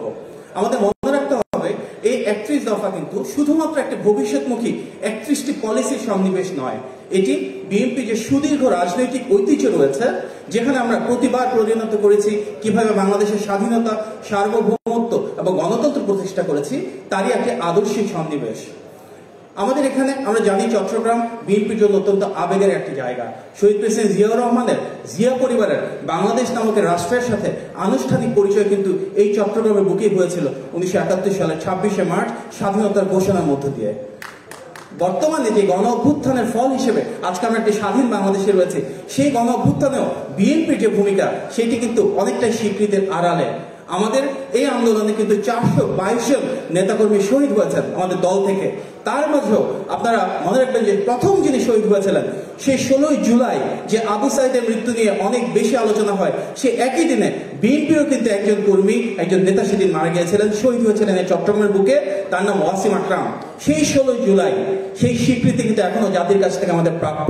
তারই ধারাবাহিকতায় গণতন্ত্রের পক্ষে সকল শক্তিকে এক করে সকল রাজনৈতিক যে স্টেক হোল্ডার্স রয়েছে তাদেরকে নেতৃত্ব দিয়ে জনাব তারেক রহমান এবং তার ফলশ্রুতিতে আমাদের প্রাণের সংগঠন বিএনপির নেতৃত্বে কিন্তু আজকে আমরা একটি পুনরায় স্বাধীন এবং সার্বভৌম এবং গণতান্ত্রিক অভিযাত্রায় ইনশাল্লাহ সফল হওয়ার পর একটি গণতান্ত্রিক বাংলাদেশে বাস করবার যে স্বপ্ন দেখছি, সেটি পরবর্তীতে যখন একটি গণতান্ত্রিক সরকার প্রতিষ্ঠা হবে জনগণের ভোটের মাধ্যমে, আমরা এই 31 দফা আলোকেই ইনশাল্লাহ রাষ্ট্র পরিচালনা করব।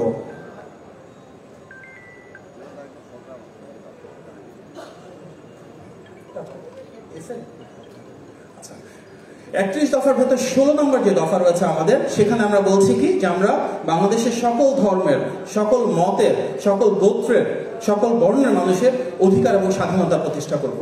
এটি কিন্তু বাংলাদেশি জাতীয়তাবাদের একটি সুমহান আদর্শ।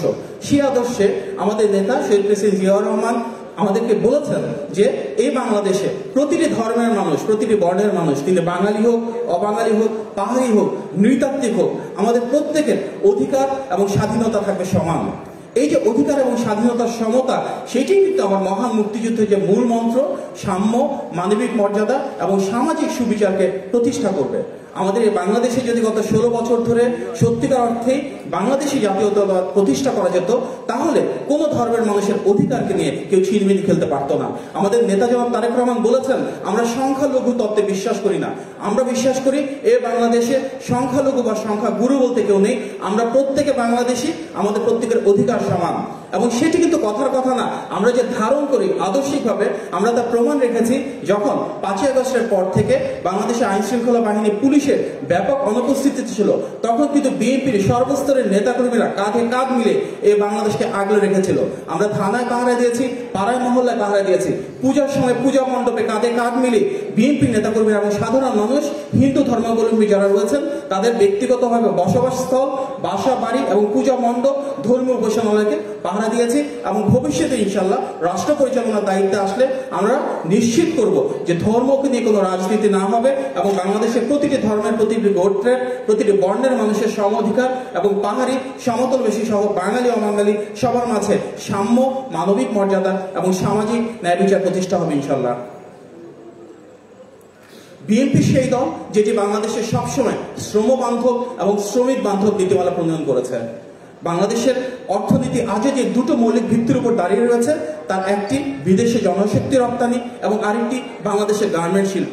দুটি কিন্তু শহীদ প্রেসিডেন্ট জিয়াউর রহমানের হাত ধরে শুরু হয়েছে। সেই ধারাবাহিকতা ধরে রেখে ভবিষ্যতে ইনশাল্লাহ বিএনপি রাষ্ট্র পরিচালনার দায়িত্বে আসলে নতুন নতুন ইন্ডাস্ট্রি এক্সপ্লোর করার চেষ্টা করবে।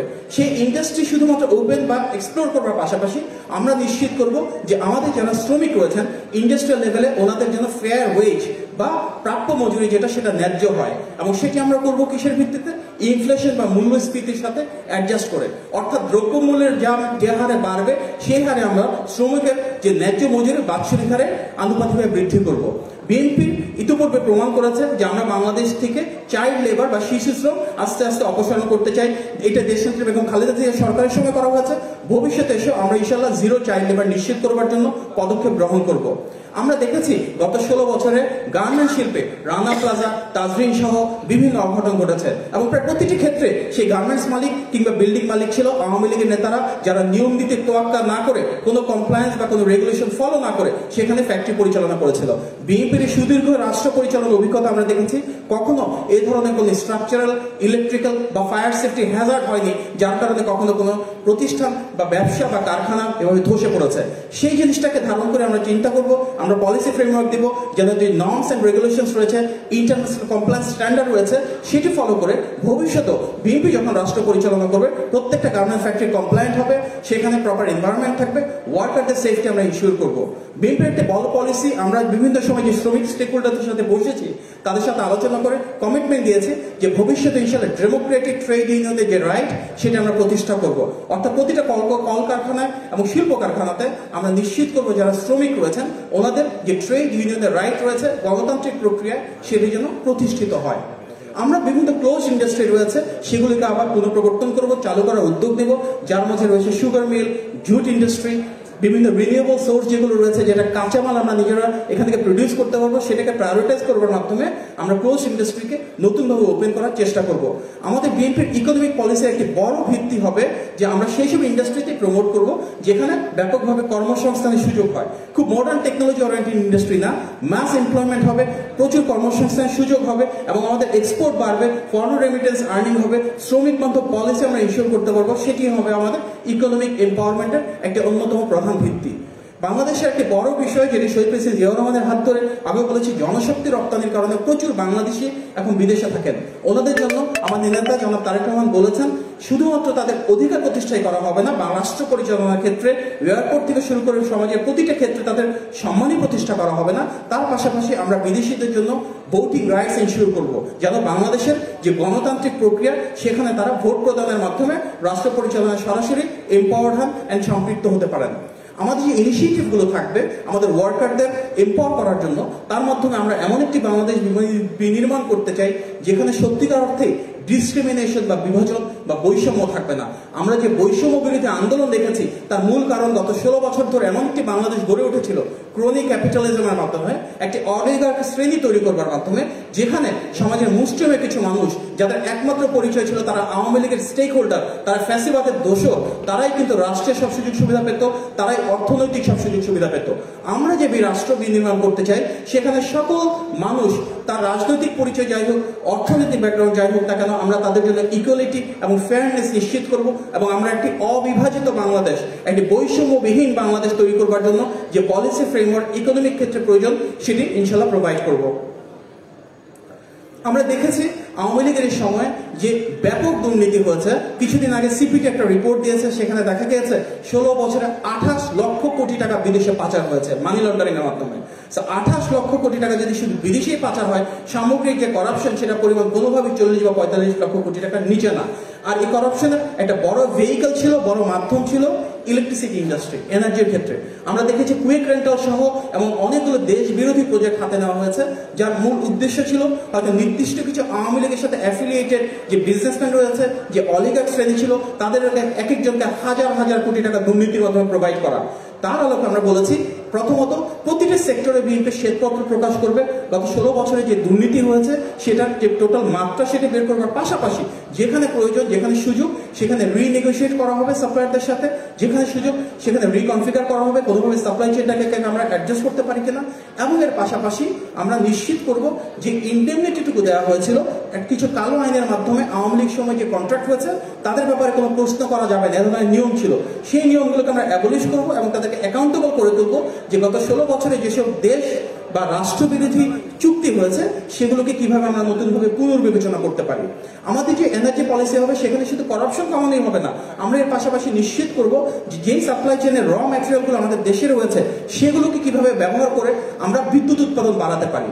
যেমন আওয়ামী লীগের সময় আমরা দেখেছি সেভাবে বিদ্যুৎ উৎপাদন হতো যেখানে যে র ম্যাটেরিয়াল বা জ্বালানি সে তেল গ্যাস কয়লা এগুলো অন্যান্য জায়গা থেকে ইম্পোর্ট করে আনতে হতো। স্বাভাবিকভাবে যখন ইম্পোর্ট বাড়ে ইম্পোর্টের সাথে তাল মিলে করাপশন বাড়ে। আমরা যদি আমাদের যে র ম্যাটেরিয়াল সেটা যতটা সম্ভব বাংলাদেশ থেকে প্রকিউর করতে পারি তাহলে স্বাভাবিকভাবে করাপশনও কমে আসবে, আমাদের সেলফ সাফিসিয়েন্সি বা সেলফ রিলায়েবিলিটি অনেকটা বাড়বে। যেমন আমাদের নেতা ইতিমধ্যে বলেছেন বাংলাদেশে প্রচুর আবর্জনা রয়েছে এবং সেই আবর্জনা আমরা প্রপারলি ম্যানেজ করতে পারি না সিটি কর্পোরেশন লেভেলে। সারা বাংলাদেশে যে ওয়েস্টেজ রয়েছে এটাকে যদি আমরা অনবোর্ডে নিয়ে আসি সেই ওয়েস্ট থেকে আমরা এনার্জিতে কনভার্ট করে কিন্তু বিদ্যুৎ উৎপাদন করতে পারি। আমাদের যে গার্মেন্ট ইন্ডাস্ট্রি রয়েছে ঢাকা, চিটাগাং, নারায়ণগঞ্জ, গাজীপুরে এখানে কিন্তু দেখা যায় ঝুটগুলো নষ্ট হচ্ছে, সেই ঝুটকে কেন্দ্র করে আরেকটা ব্যবসা হচ্ছে। সেটি না করে কিন্তু আমরা পলিসি ফ্রেমওয়ার্কের মাধ্যমে ঝুট থেকে গ্যাস উৎপাদন করতে পারি। তাহলে কি হবে, গ্যাসের উপর আমাদের রিলায়েন্স কমবে, ওয়েস্টটাকে আমরা এনার্জিকে ট্রান্সমিট করতে পারবো। এভাবেই সোলার এনার্জির দিকে আমরা প্রায়োরিটাইজ করতে পারি। বাংলাদেশে প্রচুর সূর্যের আলো রয়েছে সেটাকে কিভাবে আমরা বিদ্যুতে ব্যবহার করতে পারি। আমাদের এনার্জি পলিসি যেটা আওয়ামী লীগের করাপশনের একটা অনেক বড় ভেহিকল ছিল সেখানে আমাদের মূল উদ্দেশ্য হবে আমাদের এখানে যে র ম্যাটেরিয়ালস রয়েছে আমাদের এখানে যে ওয়েস্টেজ রয়েছে সেটাকে আমরা ব্যবহার করে সেটাকে এনার্জিতে ট্রান্সমিট করব। আমাদের একটা বড় উদ্দেশ্য থাকবে ইনভেস্টমেন্টের ক্ষেত্রে ফরেন ইনভেস্টমেন্ট অ্যাট্রাক্ট করা। আমাদের একটি দফাতে রয়েছে আমরা যদি সত্যিকার অর্থে বাংলাদেশে আইনের অনুশাসন প্রতিষ্ঠা করতে পারি, প্রচুর পরিমাণে জব বা কর্মসংস্থান সৃষ্টি করা, আরেকটা বাংলাদেশ থেকে এক্সপোর্ট বাড়িয়ে রেমিটেন্স বাড়ানো, সেই পলিসি ফ্রেমওয়ার্কের পার্ট হিসেবে আমরা করতে চাই বেশ কিছু ইন্ডাস্ট্রি ক্লাস্টার তৈরি করা, নতুন নতুন ইকোনমিক জোন তৈরি করা, যেই সেক্টরের স্পেশালাইজেশন লোকালি একটা এরিয়াতে বেশি। সে চিটাগাংয়ের ক্ষেত্রে যদি গার্মেন্ট ইন্ডাস্ট্রি যেহেতু অনেক ভালো অবস্থা আছে, গার্মেন্টের সাথে কিভাবে ইপিজেডে ব্যাকওয়ার্ড লিঙ্কেজ বাড়ানো যেতে পারে, কিভাবে র ম্যাটেরিয়াল বাড়ানো যেতে পারে, এই চিটাগাংকে যদি আমরা মডেল হিসেবে ধরি। এর পাশাপাশি অন্যান্য যেসব দেশ যেসব জেলা রয়েছে সেই জেলাতেও যে জেলার যে এক্সপার্টিস রয়েছে সেই এক্সপার্টিসের সাথে রিলেটেড সাপ্লাই চেইন যদি আমরা কনফিগার করতে পারি, ভ্যালু চেইন এড করতে পারি, স্বাভাবিকভাবে সেখানে এমপ্লয়মেন্ট জেনারেশন আরো বেশ সহজতর হবে। আমাদের নেতা ইতিমধ্যে বলেছেন ফরেন ইনভেস্টমেন্ট অ্যাট্রাক্ট করার জন্য আমরা প্রায়োরিটাইজ করব যেসব বাংলাদেশি বিদেশে থাকেন সেই এক্সপ্যাট্রিয়েট বাংলাদেশিদেরকে যেন ওনাদেরকে টার্গেট করে ওনাদেরকে ট্যাক্স ব্রেক দেওয়া যেতে পারে, ওনাদের জন্য ইনসেন্টিভ দেওয়া যেতে পারে, ওনাদের জন্য সেপারেট ইকোনমিক জোন তৈরি করে দেওয়া যেতে পারে, ওনাদের প্রয়োজনীয় ইনফ্রাস্ট্রাকচারাল ফ্যাসিলিটি দিতে পারি যেন বাংলাদেশে এফডিআই বা ফরেন ডাইরেক্ট ইনভেস্টমেন্ট এবং জয়েন্ট ভেঞ্চার প্রজেক্ট আরো অনেকটুকু বাড়ে। পাশাপাশি আমরা বিশ্বের বিভিন্ন দেশ থেকে সুশাসন প্রতিষ্ঠার মাধ্যমে বিভিন্ন ট্রেড ফেয়ারের মাধ্যমে আমাদের যে এক্সপার্টিসগুলো রয়েছে, আমাদের যেসব প্রোডাক্টের ভিতরে কোর কম্পিটেন্স রয়েছে সেগুলো পিচ করতে পারি। শুধুমাত্র গার্মেন্ট কেন, আমরা এখনো কিন্তু শহীদ প্রেসিডেন্ট জিয়াউর রহমানের গার্মেন্ট ইন্ডাস্ট্রি বাইরে আর নতুন কোনো ইন্ডাস্ট্রি তৈরি করতে পারিনি। আমাদের একটা বড় ভিশন, আমাদের নেতা বলেছেন যে অ্যাগ্রো বেসড প্রসেস ইন্ডাস্ট্রি যদি আমরা করি যেখানে এগ্রিকালচার প্রোডাক্টগুলোকে আমরা বিদেশে এক্সপোর্ট করব, আমাদের যে বিপুল পরিমাণে মৎস্য রয়েছে পশু রয়েছে সেগুলোকে কিন্তু আমরা এক্সপোর্ট করতে পারি। পার্শ্ববর্তী দেশ ভারত থেকে আমি যুক্তরাজ্যে দেখেছি ব্যাপক পরিমাণে সেখান থেকে মিট এক্সপোর্ট হচ্ছে, গরু মাংস এক্সপোর্ট হচ্ছে, সে অপরচুনিটি কিন্তু আমাদেরও রয়েছে। আমাদের অনেক মাছ রয়েছে অনেক সময় নষ্ট হয়, প্রচুর সবজি রয়েছে অনেক সময় নষ্ট হয়। আমরা যদি একটা বাজারজাত প্রক্রিয়া তৈরি করতে পারি এবং সেই বাজারজাত প্রক্রিয়ার সাথে যদি আইসিটি একটা ইন্টারসেকশন থেকে কাজ করতে পারি, আমাদের নিজেদেরই যে চাহিদা রয়েছে সেটি মেটানোর পরে বাকিটা আমরা বিদেশে এক্সপোর্ট করে শুধুমাত্র স্বনির্ভর বাংলাদেশ না এক্সপোর্ট ওরিয়েন্টেড বাংলাদেশ আমরা তৈরি করতে পারবো এবং পাশাপাশি অনেক মানুষের কর্মসংস্থান ব্যবস্থা করতে পারবো। ফরেন রিলেশনস একটা অত্যন্ত গুরুত্বপূর্ণ বিষয়। বর্তমানে আমরা দেখছি পার্শ্ববর্তী দেশের যে চাপ, স্বাভাবিকভাবে এটির গুরুত্ব আরো বেড়ে গেছে। ফরেন রিলেশনসের ক্ষেত্রে আমরা সবসময় বলেছি যে আমাদের যে নীতি সেখানে আমরা বিদেশে কোনো গ্রহ রাখবো না, কিন্তু বিদেশের প্রত্যেকটি দেশের সাথে আমাদের একটি বন্ধুত্বপূর্ণ সম্পর্ক থাকবে এবং সবার সাথে আমরা সৌহার্দ্যপূর্ণ সম্পর্ক রাখবো, বাইল্যাটারাল ভাবে একটি দেশের সাথে দ্বিপাক্ষিক শক্তিতে এবং অন্যভাবে ইউনিল্যাটারাল বা মাল্টিল্যাটারাল ওয়েতে, যার অর্থাৎ জাতিসংঘের ক্ষেত্রে, সার্কের ক্ষেত্রে, ওয়াইসির ক্ষেত্রে আমরা দেখবো। আমাদের যে ফরেন পলিসি সেটা মূল ভিত্তি কি হবে? ভিত্তি হবে আমাদের ন্যাশনাল ইন্টারেস্ট, সোভারেনিটি এবং সিকিউরিটি নিশ্চিত করা। অর্থাৎ আমাদের প্রতিটা ডিলিং ইন্টারন্যাশনাল আমরা নিশ্চিত করব আমাদের স্বার্থ সুরক্ষিত থাকে, আমাদের সার্বভৌমত্ব সুরক্ষিত থাকে এবং আমাদের নিরাপত্তা সুরক্ষিত থাকে। এবং সেটি যদি আমরা করতে পারি তাহলে আমাদের ফরেন পলিসির যে মূল গোল, ফেয়ারনেস থাকবে, সেখানে আমাদের ভিতরে জাস্টিস থাকবে, সেখানে আমাদের ভিতরে একটা রিসিপ্রোকাল রিলেশন থাকবে। অর্থাৎ প্রতিটা সম্পর্কে হবে সমতা এবং ন্যায্যতা ভিত্তিতে। সেটা পানির হিসাব হতে পারে, সেটা আমাদের ট্রেড ব্যালেন্সিং এর ক্ষেত্রে হতে পারে, এক্সপোর্ট ইম্পোর্টের ক্ষেত্রে। আমরা দেখছি অনেক ক্ষেত্রে আমাদের ট্রেডের খুব ইমব্যালেন্স রয়েছে। বাংলাদেশে যে পরিমাণ ইম্পোর্ট হয় তার এগেইনস্ট এক্সপোর্টের পরিমাণ কমে যায়। আমরা যদি ট্রেডটাকে ব্যালেন্স করতে পারি, আমাদের এক্সপোর্ট এবং ইম্পোর্টটাকে একটা সমন্বয় করার সম্ভাবনা রয়েছে এবং সেটি আমরা করতে চাই পলিসি ফ্রেমওয়ার্কের মাধ্যমে। আমাদের নেতা ইতিমধ্যে বলেছেন আমরা সম্পূর্ণভাবে জিরো টলারেন্স পলিসি দিয়ে ইনশিওর করব যে বাংলাদেশের ভূখণ্ডের 1 ইঞ্চি বালু বা মাটিও যেন কোন রকম টেরোরিজম, এক্সট্রিমিজম, সেপারেটিজম বা মিলিটেন্সিকে প্যাট্রোনাইজ করবে না। টেরোরিজমের ক্ষেত্রে বিএনপির অ্যাবসলিউটলি জিরো পলিসি থাকবে। এবং আমাদের নেতা স্বয়ং বলেছেন যে গত 16 বছরে আমরা যেভাবে দেখেছি জঙ্গিবাদ বা সন্ত্রাসবাদ দিয়ে বিরোধী দল বা মতকে দমন করা হয় রাজনীতিকরণের মাধ্যমে, আইনের অনুশাসন প্রতিষ্ঠা করে বিএনপি নিশ্চিত করবে ভবিষ্যতে এই রাজনৈতিক জিঘাংসার কোনো রাজনীতি হবে না এবং সন্ত্রাসবাদ বা জঙ্গিবাদকে ব্যবহার করে কোনো রাজনৈতিক দল বা মতকে এভাবে দমন করে মানবাধিকার লঙ্ঘন করা হবে না। আমাদের যে ডিফেন্স ফোর্স রয়েছে অর্থাৎ সামরিক বাহিনী, সেটা আমাদের জন্য অত্যন্ত একটি ভালোবাসার জায়গা। আমরা যখনই সেনাবাহিনীর কথা বলি আমরা বলি দেশপ্রেমিক সেনাবাহিনী। সে আদর্শকে ধারণ করে আমরা নিশ্চিত করব যে সেনাবাহিনীকেও রাজনীতিকরণ করা হবে না। ওনারা ওনাদের যে ডিগনিফাইড প্রসেস রয়েছে তার মাধ্যমে একটা টাইম বেফেটিক ম্যানারে আমরা ওদেরকে রান করব এবং আমরা ইনশিওর করব ওনাদের মাঝে একটা ডিপ সেন্স অফ প্যাট্রিয়টিজম এবং রেসপন্সিবিলিটি থাকে, যেন ওনাদের যে পজিটিভ ইমেজ রয়েছে, যে ডিস্টিংক্ট ডিগনিটি রয়েছে সেটি বজায় থাকে। লোকাল গভর্নমেন্টের ক্ষেত্রে আমরা দেখেছি আমাদের জনাব তারেক রহমান যখন রাষ্ট্র পরিচালনায় ছিলেন 2001 থেকে 6 সালে, তারও আগে যদি আমরা চিন্তা করি 88 সাল থেকে উনি রাজনীতি করছেন, এই 36 বছরের দীর্ঘ রাজনৈতিক জীবনে উনি কিন্তু তৃণমূলের নেতা হিসেবে এই রাষ্ট্র পরিচালনা করেছেন। উনি কখনো ঢাকা শহরে বসে থাকেননি, উনি ছুটিয়ে গেছেন প্রত্যন্ত অঞ্চলে তৃণমূলে, কারণ উনি তৃণমূলের মানুষের, প্রান্তিক মানুষের চিন্তা ভাবনা রাষ্ট্র পরিচালনা সন্নিবেশ করতে চেয়েছেন। যার কারণে বিএনপির যে পলিসি এটি টপ ডাউন না, যে উপর থেকে চাপিয়ে দেবে এবং চাপিয়ে দিয়ে সে পলিসিতে দেশ চালাবেন। ওনাদের যে পলিসি সেটা বটম আপ। বটম আপ বলেই কিন্তু ওনারা চান যে রাষ্ট্র পরিচালনায় রাষ্ট্রের প্রান্তিক মানুষের কথাগুলো ফুটে আসুক। আর কারণে কিন্তু আজকে 31 দফাতে আমরা বিভাগীয় পর্যায়ে আছি, তারপর জেলা পর্যায়ে যাব, আপনারা জেলা পর্যায় থেকে উপজেলা পর্যায়ে, থানা পর্যায়ে, ওয়ার্ড পর্যায়ে যাবেন। এই যে আমাদের আজকে যে ইন্টারাকশন, তার কারণ কি? আমরা প্রাথমিকভাবে আমাদের চিন্তাধারাগুলো আপনাদের সাথে শেয়ার করছি, আপনারা এটি সবার সাথে শেয়ার করবেন। পর্যায়ক্রমে সাংগঠনিক কাঠামোর মাধ্যমে আমরা ওয়ার্ড পর্যায়ে চলে যাব। তারপর যখন নির্বাচন আসবে সেই নির্বাচনের পূর্ববর্তী সময়ে আবার আমরা বটম আপ অ্যাপ্রোচের মাধ্যমে প্রান্তিক পর্যায়ে, ওয়ার্ড পর্যায়ে আমাদের কি চিন্তাধারা, গণমানুষের কি প্রত্যাশা, সেই প্রত্যাশার সাথে যেন প্রাপ্তির মেলবন্ধন ঘটে, আপনাদের ফিডব্যাকগুলো নিয়ে কিন্তু আমরা ইনশাল্লাহ পরবর্তীতে একটা ম্যানিফেস্টো প্রোভাইড করব। এই প্রক্রিয়ার মাধ্যমে আমরা তৃণমূলের ক্ষমতায়ন করব এবং ডিসেন্ট্রালাইজেশন রাষ্ট্র পরিচালনা আসলে নিশ্চিত করব। সেই ডিসেন্ট্রালাইজেশন করবার জন্য কিন্তু ইতিমধ্যে আমরা বলেছি যে দুটো মাধ্যম আছে, একটা শিক্ষা ক্ষেত্রে, একটা স্বাস্থ্য ক্ষেত্রে। আমরা যদি শিক্ষা এবং স্বাস্থ্যের ক্ষেত্রে জেলা পর্যায়ে সম্পূর্ণ স্বয়ংসম্পূর্ণ করতে পারি, বর্তমানে যে রাষ্ট্র ব্যবস্থা তাতে দেখা যাচ্ছে যে কোনো প্রয়োজনে সবাইকে ঢাকা বা চিটাগাঙে ছুটে আসতে হয়, সেখান থেকে আমরা অনেকটা বেরিয়ে আসতে পারি। জেলা পর্যায়ে যদি আমরা স্বয়ংসম্পূর্ণতা নিশ্চিত করতে পারি এবং অন্তত পক্ষে থানা পর্যায়ে নিশ্চিত করি যে একটা ভালো শিক্ষা প্রতিষ্ঠান আছে, ভালো স্বাস্থ্যকেন্দ্র রয়েছে, খুব বেশি প্রয়োজন না হলে কাউকে জেলা পর্যায়ে যেতে হবে না, সে তার থানা বা ইউনিয়ন পর্যায়ে ম্যাক্সিমাম প্রবলেম সলভ করতে পারবে। তার জন্য আমরা লোকাল গভর্নমেন্টকে স্ট্রেংথেন করবো। সো এখানে 2 টাইপ প্রোটেকশন থাকবে। ফার্স্ট, যিনি লোকালি আছেন তিনি ইউনিয়ন পর্যায়ে থেকে ম্যাক্সিমাম প্রবলেম সলভ করবেন। ইউনিয়ন পর্যায়ে যদি না হয় তাহলে জেলা পর্যায়ে করতে হবে। এখন জেলা পর্যায়ের মাধ্যমে আমরা যখন শিক্ষা এবং স্বাস্থ্যকে স্ট্রেংথেন করবো, স্বাভাবিকভাবেই সেখানে অনেক বেশি ম্যান পাওয়ার, অনেক বেশি রিসোর্সের প্রয়োজন হবে। সো আমরা যখন শিক্ষা এবং স্বাস্থ্যকে এভাবে ডিসেন্ট্রালাইজেশন বা বিকেন্দ্রিকরণের মাধ্যমে নিচের দিকে আরো শক্তিশালী করতে পারবো, তার মাধ্যমে প্রচুর কর্মসংস্থানের সৃষ্টি হবে। এতে সে হেলথ কেয়ারের কথা যদি আমরা বলি, প্রচুর ডক্টর এবং নার্সের প্রয়োজন হবে। এডুকেশন সেক্টরের কথা যদি আমরা বলি, প্রচুর টিচারের প্রয়োজন হবে। সো এই হেলথ এবং এডুকেশনকে দুটো ফাউন্ডেশন হিসেবে ধারণ করি আমরা সামনের দিকে এগিয়ে যাব এবং আমাদের একটা বড় লক্ষ্য থাকবে এখানে ওনাদেরকে শক্তিশালী করবার জন্য ডিসেন্ট্রালাইজেশন পলিসির পার্ট হিসেবে আমরা নিশ্চিত করবো যারা ইলেক্টেড অফিসিয়ালস রয়েছেন তারাই যেন সেই জায়গাটাতে পরিচালনা করেন এবং রাজনৈতিক কোনো প্রভাব প্রতিপত্তি বা রাজনৈতিক তদবিরের ঊর্ধ্বে উঠে। এই কারণে কিন্তু আমার নেতা বলেছেন আমরা যদি বিকেন্দ্রীকরণের মাধ্যমে লোকাল গভর্নমেন্ট স্ট্রেংথেন করতে পারি, লোকাল গভর্নমেন্টকে যদি ক্ষমতায়িত করতে পারি, তাহলে জবাবদিহিতা এবং স্বচ্ছতাটাও বটম আপ অ্যাপ্রোচের মাধ্যমে উপরের দিকে উঠবে রাষ্ট্র পরিচালনায়। এখান থেকেই আমাদের 1971 সালে মহান মুক্তিযুদ্ধে স্বাধীনতার ঘোষণা যেমন শেখ প্রেসিডেন্ট জিয়া রহমান এখান থেকে দিয়েছিলেন, ঠিক একইভাবে কিন্তু আমরা গর্বের সাথে বলি বিএনপি সেই দল যেটা মুক্তিযোদ্ধার দল, স্বাধীনতার ঘোষকের দল। আমরা বিশ্বাস করি স্বাধীনতা যুদ্ধতে নিয়ে কোনো রাজনীতি করা উচিত না, যার কারণে আমরা দেখেছি রাজাকারের সংখ্যা নিয়ে অনেক আলোচনা করা হয়েছে, কিন্তু গত 16 বছরে প্রকৃত মুক্তিযুদ্ধের সংখ্যা নিয়ে কেউ কথা বলেনি।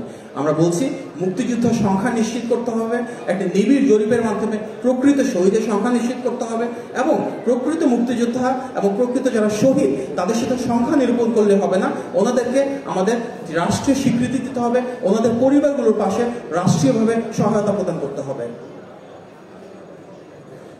ইউথ এম্পাওয়ারমেন্ট একটি বড় বিষয় আমাদের 31 দফার ভিতরে। বিএনপি সেই দল যেটি যুব মন্ত্রণালয়, যুব অধিদপ্তর থেকে শুরু করে সবসময় তারুণদের পক্ষে ছিল।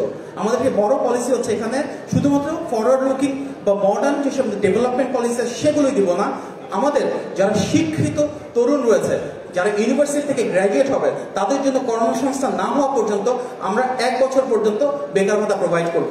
অর্থাৎ ওনারা যতক্ষণ পর্যন্ত কর্মসংস্থান না পান আপ টু 1 ইয়ার পর্যন্ত রাষ্ট্র তাদের পাশে থাকবেন, চাকরি খোঁজার জন্য তাদেরকে সহযোগিতা করবেন, সেটা 1 ইয়ার পর্যন্ত। কি স্কিল সেটের রিকোয়ারমেন্ট রয়েছে সেটা আমরা বের করবো। সৌদি আরবের টোটাল ম্যান পাওয়ার কতটুকু আমরা এখান থেকে অ্যাপয়েন্ট করতে পারি, কতটুকু আমরা বিদেশের জনশক্তি রপ্তানি করতে পারি, সেটার পোটেনশিয়াল কি, সেটার এগেনস্টে তাদের স্কিল সেটের রিকোয়ারমেন্ট কি ক্যাপাবিলিটি বা কি ক্যাপাসিটি প্রয়োজন আছে সে অনুযায়ী আমরা তাদেরকে ট্রেন করব। সুতরাং আমাদের যে ইনভেস্টমেন্ট হবে সেটা মূলত হেলথে, মূলত এডুকেশনে এবং নিউট্রিশনের ক্ষেত্রে প্রযোজ্য হবে। এবং আমাদের এই হেলথ, এডুকেশন এবং নিউট্রিশনের ক্ষেত্রে যে ইউথ ইনভেস্টমেন্ট হবে তার পাশাপাশি আমাদের একটি বড় ঘোষণা হচ্ছে যে সরকারি পর্যায়ে যখন নিয়োগ হবে সেখানে এন্ট্রি জবটা আমরা এই যারা ইনক্রিজ করে দেবো। কথা বলি, সবার আগে যে নামটি আসে সেটি দেশনেত্রী বেগম খালেদা জিয়া। আমরা দেখেছি শিশু শিক্ষা, নারী শিক্ষা, মেয়েদের ক্লাস 10 পর্যন্ত ফ্রি এডুকেশন, স্কলারশিপ, প্রতিটা ক্ষেত্রেই কিন্তু এটি দেশনেত্রীর হাত ধরে শুরু হয়েছিল। নেশন বিল্ডিং এর ক্ষেত্রে, পলিটিক্স এম্পাওয়ারমেন্টের ক্ষেত্রে, নমিনেশনের ক্ষেত্রে ভবিষ্যতে আমরা সবসময় চেষ্টা করব নারীদেরকে ক্ষমতায়িত করার জন্য। এটি যে শুধু কথার কথা না, তার বড় কারণ বাংলাদেশে ইন্ডাস্ট্রিয়াল লেভেলে day care centre, child care centre এগুলো কিন্তু দেশনেত্রী সময় শুরু হয়েছে। ভবিষ্যতে যখন আমরা আসবো পাবলিক এবং প্রাইভেট সেক্টরে নারীদের এম্পাওয়ারমেন্টের পাশাপাশি আমরা নিশ্চিত করব দুই জায়গাতে, পাবলিক এবং প্রাইভেট সেক্টরে নারী যাতে তাদের শিশুদেরকে, তাদের বাচ্চাদেরকে রেখে কাজ করতে পারেন সে অনুযায়ী ডে কেয়ার সেন্টার ইন্ট্রোডিউস করবার জন্য আমাদের এই পলিসির মূল জিনিসটা থাকবে যে যে লাইফের কোয়ালিটি রয়েছে সেটাকে ইমপ্রুভ করব both for women and children. Education reform আমাদের একটা অত্যন্ত বড় বিষয়, তাই না? এই এডুকেশন নিয়ে কিন্তু আমাদের ভারপ্রাপ্ত চেয়ারম্যান মহোদয় খুব ডিটেলে বক্তব্য দিয়েছেন। ওনার একটা বড় ভিশন হচ্ছে বাংলাদেশে যে এডুকেশন সিস্টেম হবে সেটা নিড বেসড হবে আপ টু লোয়ার এবং মিড লেভেল পর্যন্ত। হায়ার লেভেলে সেটা হয়ে যাবে নলেজ বেসড। মিড লেভেল পর্যন্ত যে নিড বেসড এডুকেশন হবে সেখানে একটা গ্রাউন্ড ব্রেকিং পলিসি হচ্ছে উনি চান আমাদের বাংলাদেশের প্রতিটি নাগরিক যেন বিশ্ব নাগরিক হয়ে ওঠে ভাষা শিক্ষার মাধ্যমে।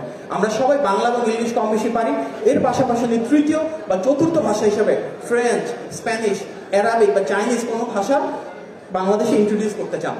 এই যখন আমরা বহু ভাষার সৃষ্টি করব স্বাভাবিকভাবেই সেই বহু ভাষা টিচিং এর জন্য প্রচুর টিচারের প্রয়োজন হবে, সেই টিচারদের ট্রেনিং এর প্রয়োজন হবে, সেই ট্রেনিং এর মাধ্যমে আমরা কর্মসংস্থান সৃষ্টি করতে পারবো। ওনার একটা ভিশন হচ্ছে আমাদের যে ইনভেস্টমেন্ট হবে এডুকেশনে সেটি জিডিপি ন্যূনতম 5% হবে, এবং সেটি বিশাল বড় বড় দালান কোঠা বা ইনফ্রাস্ট্রাকচার তৈরির জন্য হবে না, সেটি হবে শিক্ষকদের গুণগত মানের পরিবর্তনের জন্য, তাদেরকে দেশে বিদেশে ট্রেনিং এর জন্য, ওনাদের ক্যাপাসিটি এনহ্যান্সমেন্টের জন্য। আমরা নিশ্চিত করব যে আমাদের বর্তমানে যে শিক্ষা ব্যবস্থা দেখেছি গত কয়েক বছর ধরে সেখানে কোনো মোরাল ডেভেলপমেন্ট হয়নি, সেখানে তাদের ক্যারেক্টার বিল্ডিং এর কিছু হয়নি। সুতরাং আমাদের যে এডুকেশন কারিকুলাম হবে সেখানে নৈতিক শিক্ষাকে প্রমোট করা হবে, কমিউনিটি সার্ভিসকে প্রমোট করা হবে, তাদেরকে স্পোর্টসে অর্গানাইজ করা হবে, তাদেরকে ইনভলভ করা হবে আরো বেশি এক্সট্রা কারিকুলার অ্যাক্টিভিটিতে কিভাবে আমরা তাদেরকে এনগেজ করতে পারি।